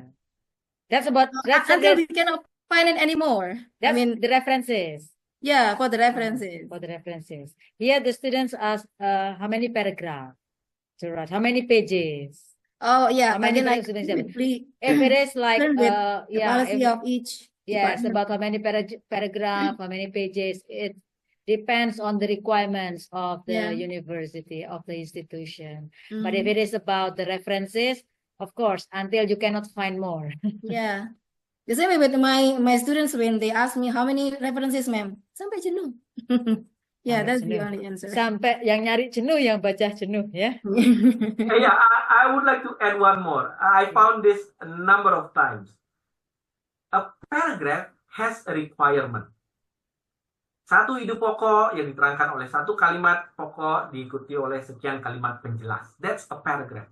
If you write 2 pages paragraph, it's not a paragraph. So again, it's not the number of paragraph, it's not the number of lines in a paragraph, it's the topic sentence, the topic idea, the main idea of the paragraph that counts. Remember, it's going to be a lot more difficult for us language people because we are supposed to be able to do that correctly. Okay. I lost count of the time I wrote on my students' proposal no more than 1 pages paragraph. Kalau sampai 1 halaman itu bukan paragraf lagi namanya. Oh yeah. It's only sentences. So you need to keep in mind the requirement of paragraph. So you should learn again to read again what paragraph means. Yeah, what paragraph is, what is the main idea of this paragraph. One main idea, supported by some supporting idea. Correct. Sometimes students in their fury or maybe because they are pressed for time, they simply type to the point that it has so many main ideas that this is not even a paragraph anymore. Yeah. So it also relates to number 7 here, the question number 7 here. My thesis proposal has been given feedback a couple of times recently. However, I must still elaborate on the logical reasoning by attaching references. How would you entangle reasonings in every paragraph? Well, that's the function of reading, I think. What about you? In my opinion, in my experience, mind map. Mind map, yeah. Mind map helps a lot because you can visualize. Nowadays, you have AI-based mind map. In the old days, we use paper and pencil, and then we need to talk about, for example, anxiety, speaking anxiety. What am I going to talk about speaking anxiety? Which one should I talk about first, and then second, and then third, and so on? Which one is actually part of which subpart, and so on? So mind map really helps. Okay. So, yeah, mind map. Mind map. Oh, Bunino matrix, yeah, Bunino. But how to matrix. transfer from the matrix into a good paragraph? Bunino? Is that for Bunino or for me? Both of you, okay. How to transfer from the matrix, because we have already got the matrix, the list of articles and finding, but how to manage that into good paragraph? Okay. Good logical paragraph to support our statement. Yes. Then we have to return to the definition of paragraph. Get the main idea from the references, write it down, and then try to explain the main idea. Let's say the main idea is anxiety has great effect on speaking. First, you define it. You state that anxiety has a great impact on speaking. And then you define anxiety, what anxiety is. That's one paragraph. And then you can start by finding references that really support the idea that anxiety is impactful on speaking. If you have found three different references, 3 different studies, then you already have 4 paragraphs. 1, the definition, another 3, the supporting studies for that definition and that idea. Okay. Again, to find that 3 paragraph, you need to read 3 different articles. Yeah, that's a bit challenging for Yes. students. I know students, you have very limited time to read because you have a lot of things to, to do. But I hope that our suggestion to read doesn't give you, more stressful opinion about having the proposal writing. The most important thing here that you know very well what you are going to do. Do something you like, not something your friends like. If you do something you like, just like doing our hobby, if you like to do our hobby, we will not feel that it is something burdening. Okay, Bun Lee, Bun Ninu, is it okay for us to get questions from the students now? Sure. Anyone, you want to ask questions directly? Or you want to say it? Or you want to write down here? If we conducted preliminary study, do the question based on a theory or is just from our needs? Yes. Bun Ninu, Bli, I'll leave it to you. If we conduct preliminary study, do the question based on a theory or it is just from our needs? Oh, what do you mean by our needs? Jatuh, could you turn on your speaker and tell us what you mean, both in English and Bahasa Something, Indonesia? Yes, please. Yeah. All right. I think what she meant by this one is whether the questionnaire or surface questions based on taken from the theory already exist or formulating by themselves.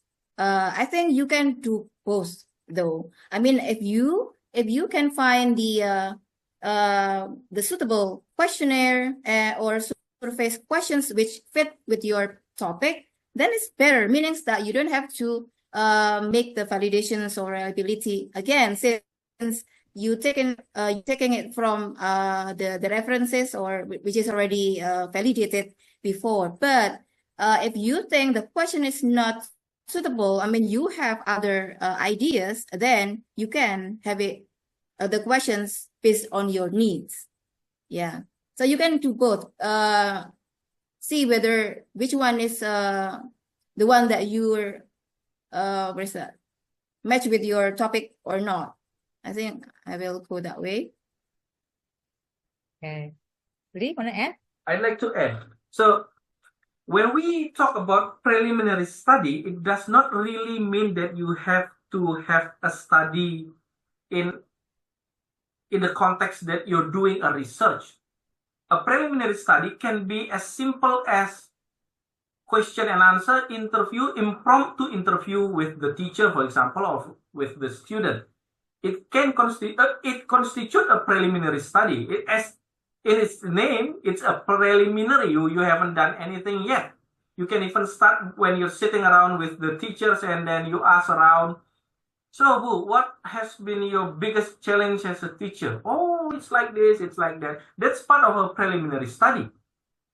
Now you see that there is a problem in that particular school. And then you can go find theories, and then you can return to the school armed with the theories, just like Bu Ninu said, and then conduct a more serious interview. Now, in my department, the students are allowed to conduct classroom action research. So their preliminary study usually in form of observation. So they take a look at what happened in school, and then they report that, and they see, I think I can fix this problem. So that's also a part of preliminary study. It does not really have to be in form of a very serious study, because that will be a study altogether in its right. Again, it can be in form of a simple interview, impromptu interview with a lot of with the stakeholders of the education, if the topic is in education. It also can be in form of your own observation, your own experience, and then supported with the theory. So which one is it? Well, both is good. One of them is okay. again, it's a preliminary study. It's something that proves that the thing that you want to study exists. That's the idea of the preliminary study. So I would like to study about the impact of methodology, teaching methodology upon students learning speaking difficulties. Naturally, you need to clarify, you need to validate that there is such speaking difficulty. Otherwise, then you cannot do the research, right? So the idea of preliminary research, preliminary study is to confirm that the phenomenon that you are interested in exists. And then we start from there.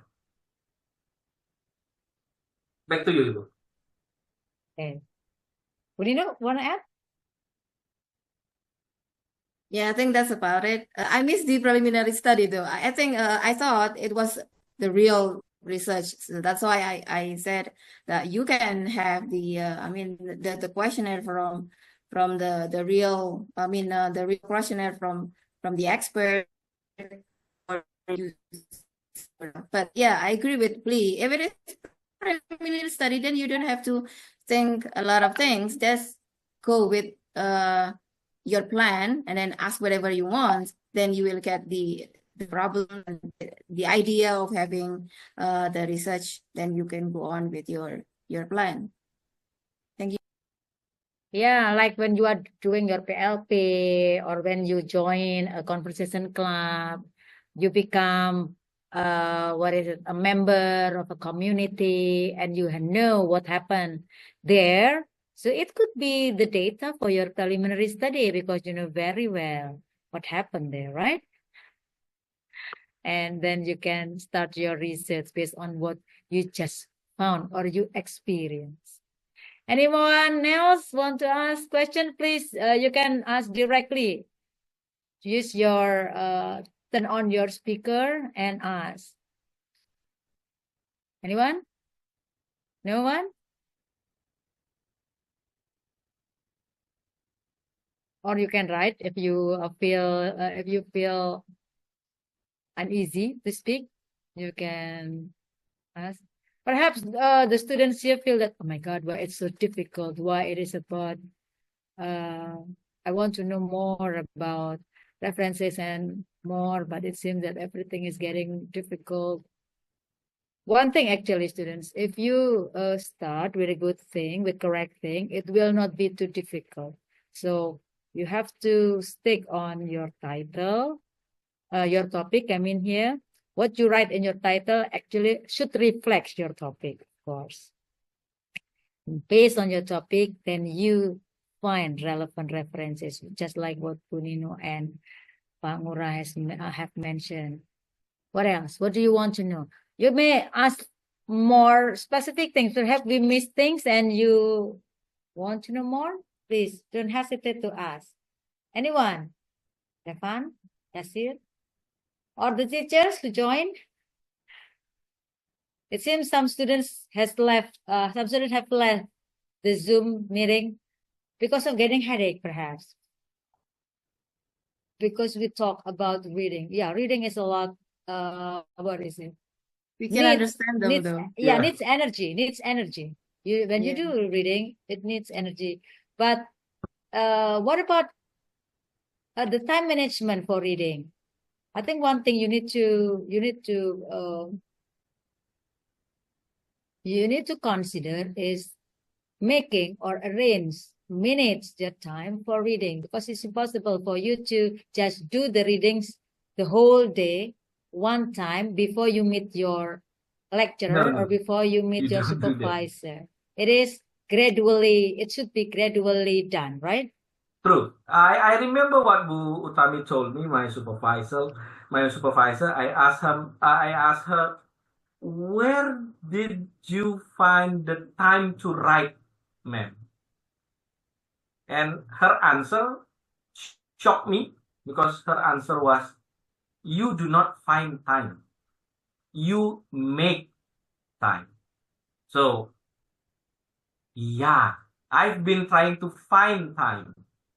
I remember when I was doing my doctorate degree, I need to find time between running in the afternoon in Rampal field and then getting my favorite ayam bakar. So I need to find time. And she made me realize that you don't find time, you make time. As a student, you need to make time to study. You need to have schedule. I did not believe that in the first place, because I'm a very moody person. So I write when I want to write. And I read when I want to read. But the minute I started writing, I may not stop. Otherwise, I will lose the train of my thoughts. It turns out that you can force yourself to write, which is actually what I've been doing. So it may sound silly, but if it works, it's not silly. So you should try it by yourself.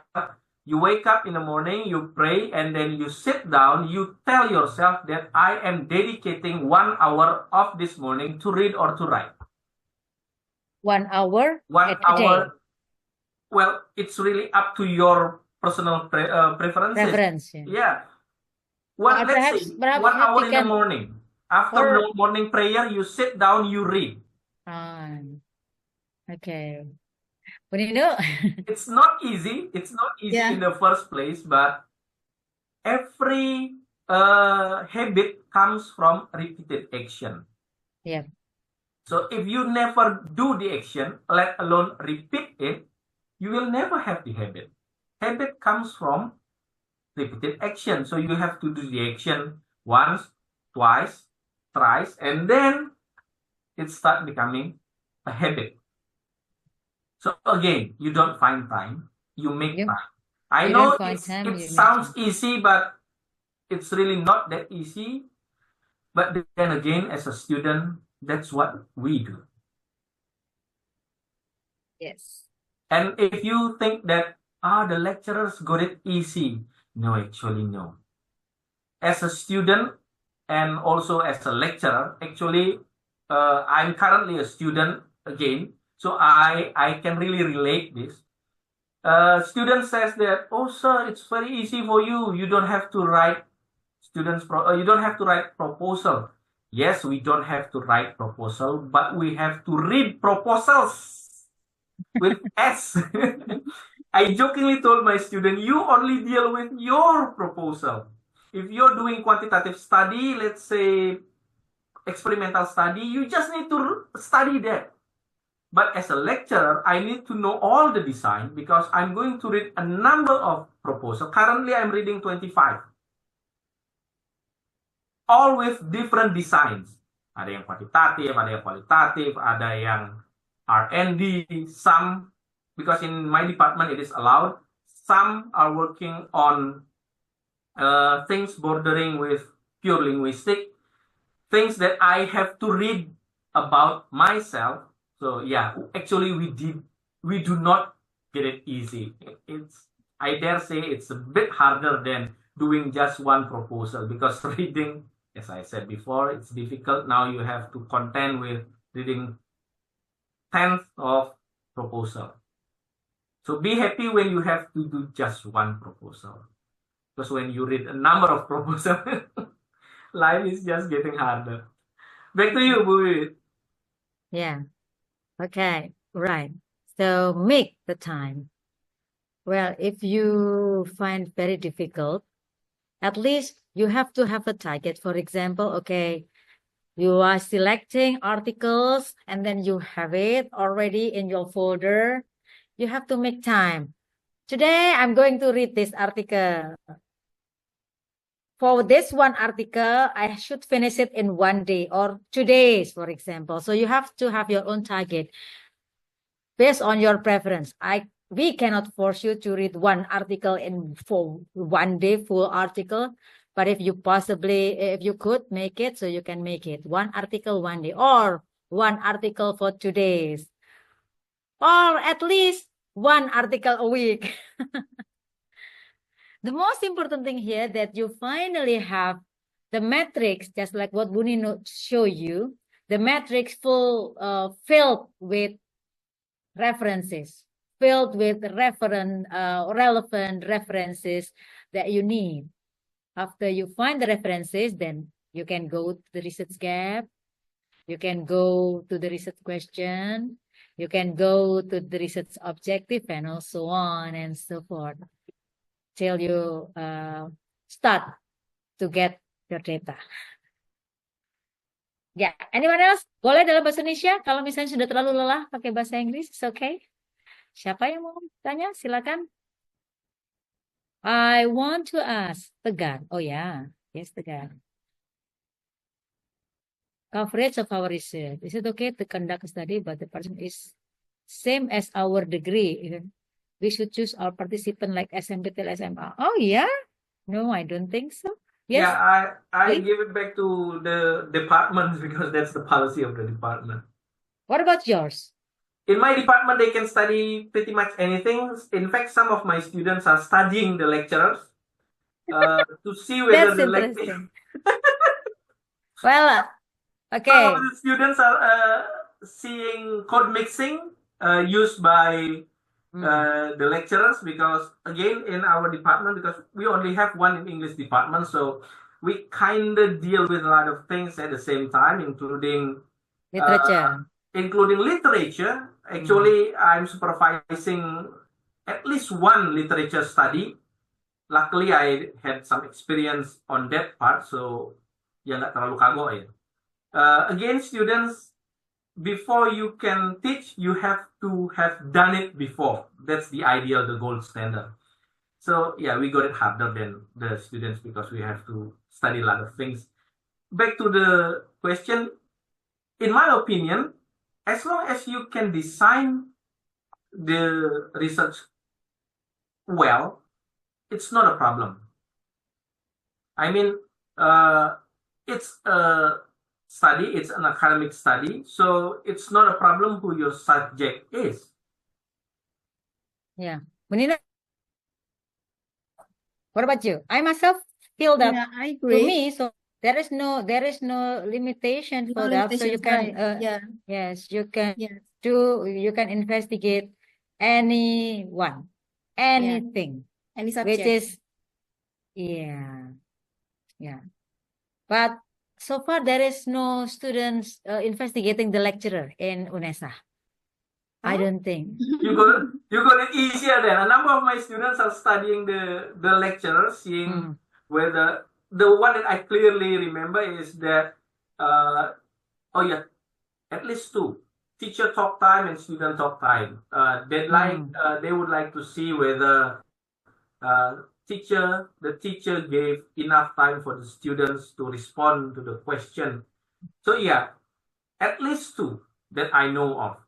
One is studying teachers' code mixing and seeing its impact based on the students' perception to the students' learning process. So yes, it's okay, in my opinion, to study anyone. Yeah, Tegar, if I may say, actually, one of my students this year of 2021 do research on their own fellows, investigate their own fellows. So their besties have habits. So this is a case study. This is a case study. So his besties have habits to see live streaming in particular platform. So he then investigate how they learn English from that kind of activities, from that habit, from seeing live streaming by people not only from Indonesia, people from other countries in English. So he believed that that's one way of learning that were done by the friends, classmates. So he made the two friends here his participants, his objects, a case study. So I think it's okay for that. So don't be too afraid that you cannot investigate your fellow classmates. Thank you. As long as you have strong reasons for that, okay? You really have strong reason. Not only because it's easy to reach out, no, but you really have something to, to academically explain. Someone else here? Oh, no. Yes. Someone else? Masih ada lagi? Siapa yang masih? Kita masih punya beberapa menit lagi untuk penanya. Silakan kalau ada yang mau bertanya. Masih tentang bagaimana membuat fokus ke introduction dan references. Oh, now, if there is no one asking, let me ask, Bu Nino. How to create good title? How to create good and engaging title? Fascinating title. That's really part. Okay. Pujanggawan. How to make a good title? A good, interesting title. Yeah. Yeah. Interesting one. It's hard to answer that because it depends on your definition of a good, interesting title. Again, this borders on the policy of each department. Some department has a strict word number policy. It should not be more than 25 words. 15. UNESA 15. Okay. So yes. In UNESA that 15. Then if so, then the first thing that you need to think about is that 15 limitation, that 15 words limitation. And then you need to think about, how should I put it, the school of thought, mazhabnya bagaimana. Whether you are thinking article-wise, where the title should be interesting, or are you thinking about clarity, where the title reflect the variables, the design of the research. Now, both is okay. Do you have any examples of your title that could be perhaps widely believed to be interesting? Well, it's hard to answer that because when we write thesis, as in thesis report, naturally people go to the strict academic rule of clear cut, title where you put variables and, if possible, the design of the study. For example, if it's car, it's improving students X through the use of Y method in the location. That's the standard. Or the effect, if it's quantitative, the effect of X upon Y in place or academic year and so on. But if you're talking about articles, that really depends on the guidelines or, again, school of thought of the journal. Some journal like it to be hip. So not technical ideas or technical terms, more like some journals like the title to be mysterious at the same time inviting, and some journals like it, again, like a report, like a research report. But if we're talking about thesis, going with the standard academic variables and design is a good bet. So you need to talk about the variables and then, if possible, the design, the impact of A upon B, quantitative study, something like that, or an experimental study done in blah, blah, blah.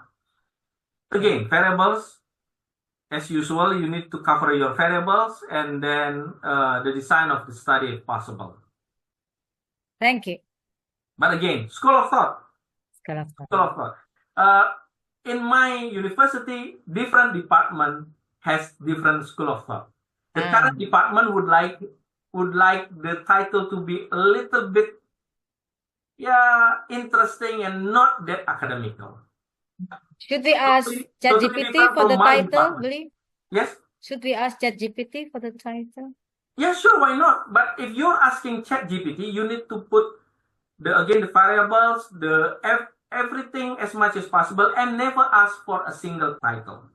Okay. Well, it's free, right? Ask for 20 titles and let ChatGPT think about it, and then you can sit back down and then browse through all those titles, maybe even mix it up a little to find the best title while still observing that 15-word requirement. Thank you. Yeah. There are still anyone asking question? Kalau masih ada yang mau tanya lagi, udah lumayan panjang ya kita perjalanannya, sudah 2,5 jam. Mungkin sudah pada lelah ini. Ada pertanyaan lagi? We lost 10 people in the last half an hour. Yeah, perhaps praying or something, believe, because maybe it's already Ashar here. Or perhaps because some students, our students are also preparing for macro teaching, believe. So perhaps they also have additional classes, additional meeting. Okay, anyone want to ask more questions still about the references? If there is no more questions, then, well, perhaps we can make a wrap. Bu Cece perhaps want to ask questions? One thing, Beli and Bu Ninuk, for next week, because next week we are talking about data collection method, data collection and also data analysis. Perhaps I'm still thinking, will it be okay if I give opportunity for students to ask their paper to see as one example, to see whether what they have done, and then what they have done so far from the title, from making the title, research gap, research question, objective, significant, and so on and so forth, till method and data analysis part suitable or not yet suitable. Sure. Yeah, I will ask the students. Anyone can prepare their own, and then perhaps Revan, if you want to share, or any other students, you can share if you're willing. Would you please would you be willing to share, Revan? Or others? Well, just this example. Okay, so if there is no more, perhaps exit ticket can be shared to the link. Tegar, thank you very much.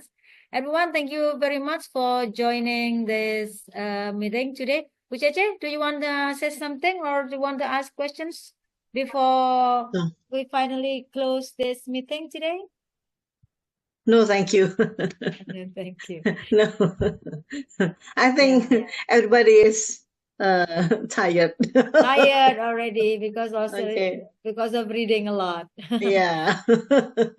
Later, Bu Ninuk, if you don't mind, would you please, Bli and Bu Ninuk, would you please share the PowerPoint materials so we can share to the students, and also the metrics, Bu Ninuk. So students who are still confused on how to organize their thought or their references could use the metrics to manage the references and to finally conclude what have been done by previous studies and what they can do, and could see the holes in the references.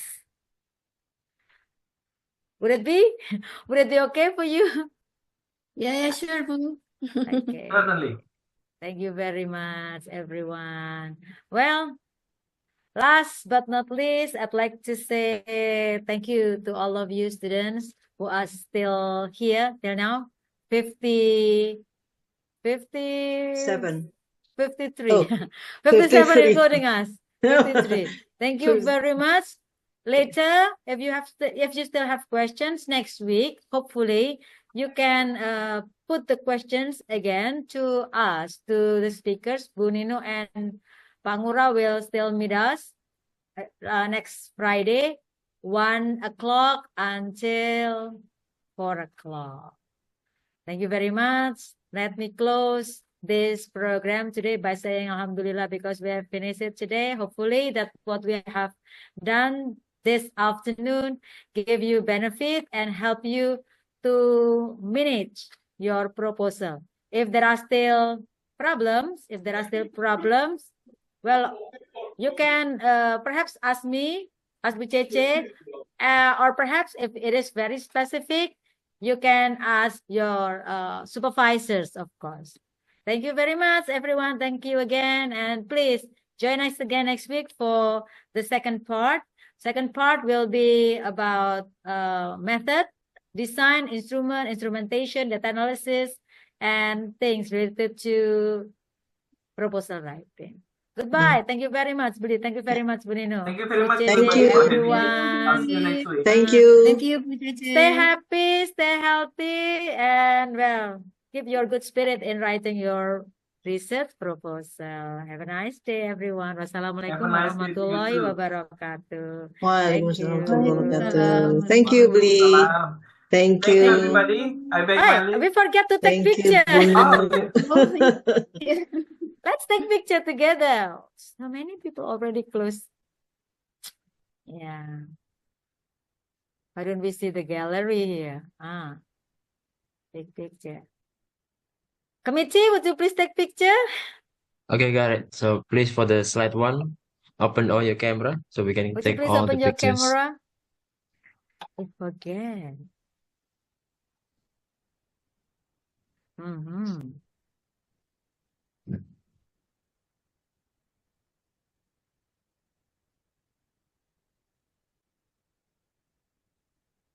Already? Okay, just few of them. Just turn off the cameras. Okay, let's start the documentation for slide 1. Get ready. 1, 2, 3.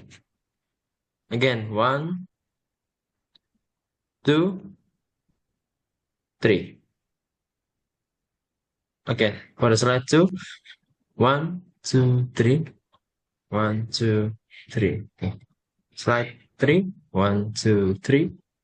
Okay, 1, 2, 3. Okay, that's all. Thank you. Thank you. Thank you, everyone. Have a Thank nice you. day, Thank everyone. Stay you. healthy Thank and you. Thank happy. you, ma'am. Thank you, Thank you, Bu sir. Thank Cici. you, Jangan sedih everybody. ya ketika buat proposal. Be happy ya. Lah. Iya. Nanti kalau ada yang mau disampaikan, boleh disampaikan ke saya, ke Bu Cece ya. Kami yang akan ngurusi urusan ini yang persiapan untuk minggu depan. Terima kasih Beli, terima kasih Bu Nino. Thank you very much. You're Jangan welcome. jangan Thank you, kapok ya Bye. untuk minggu depan. Yap. Kita siap-siap lagi.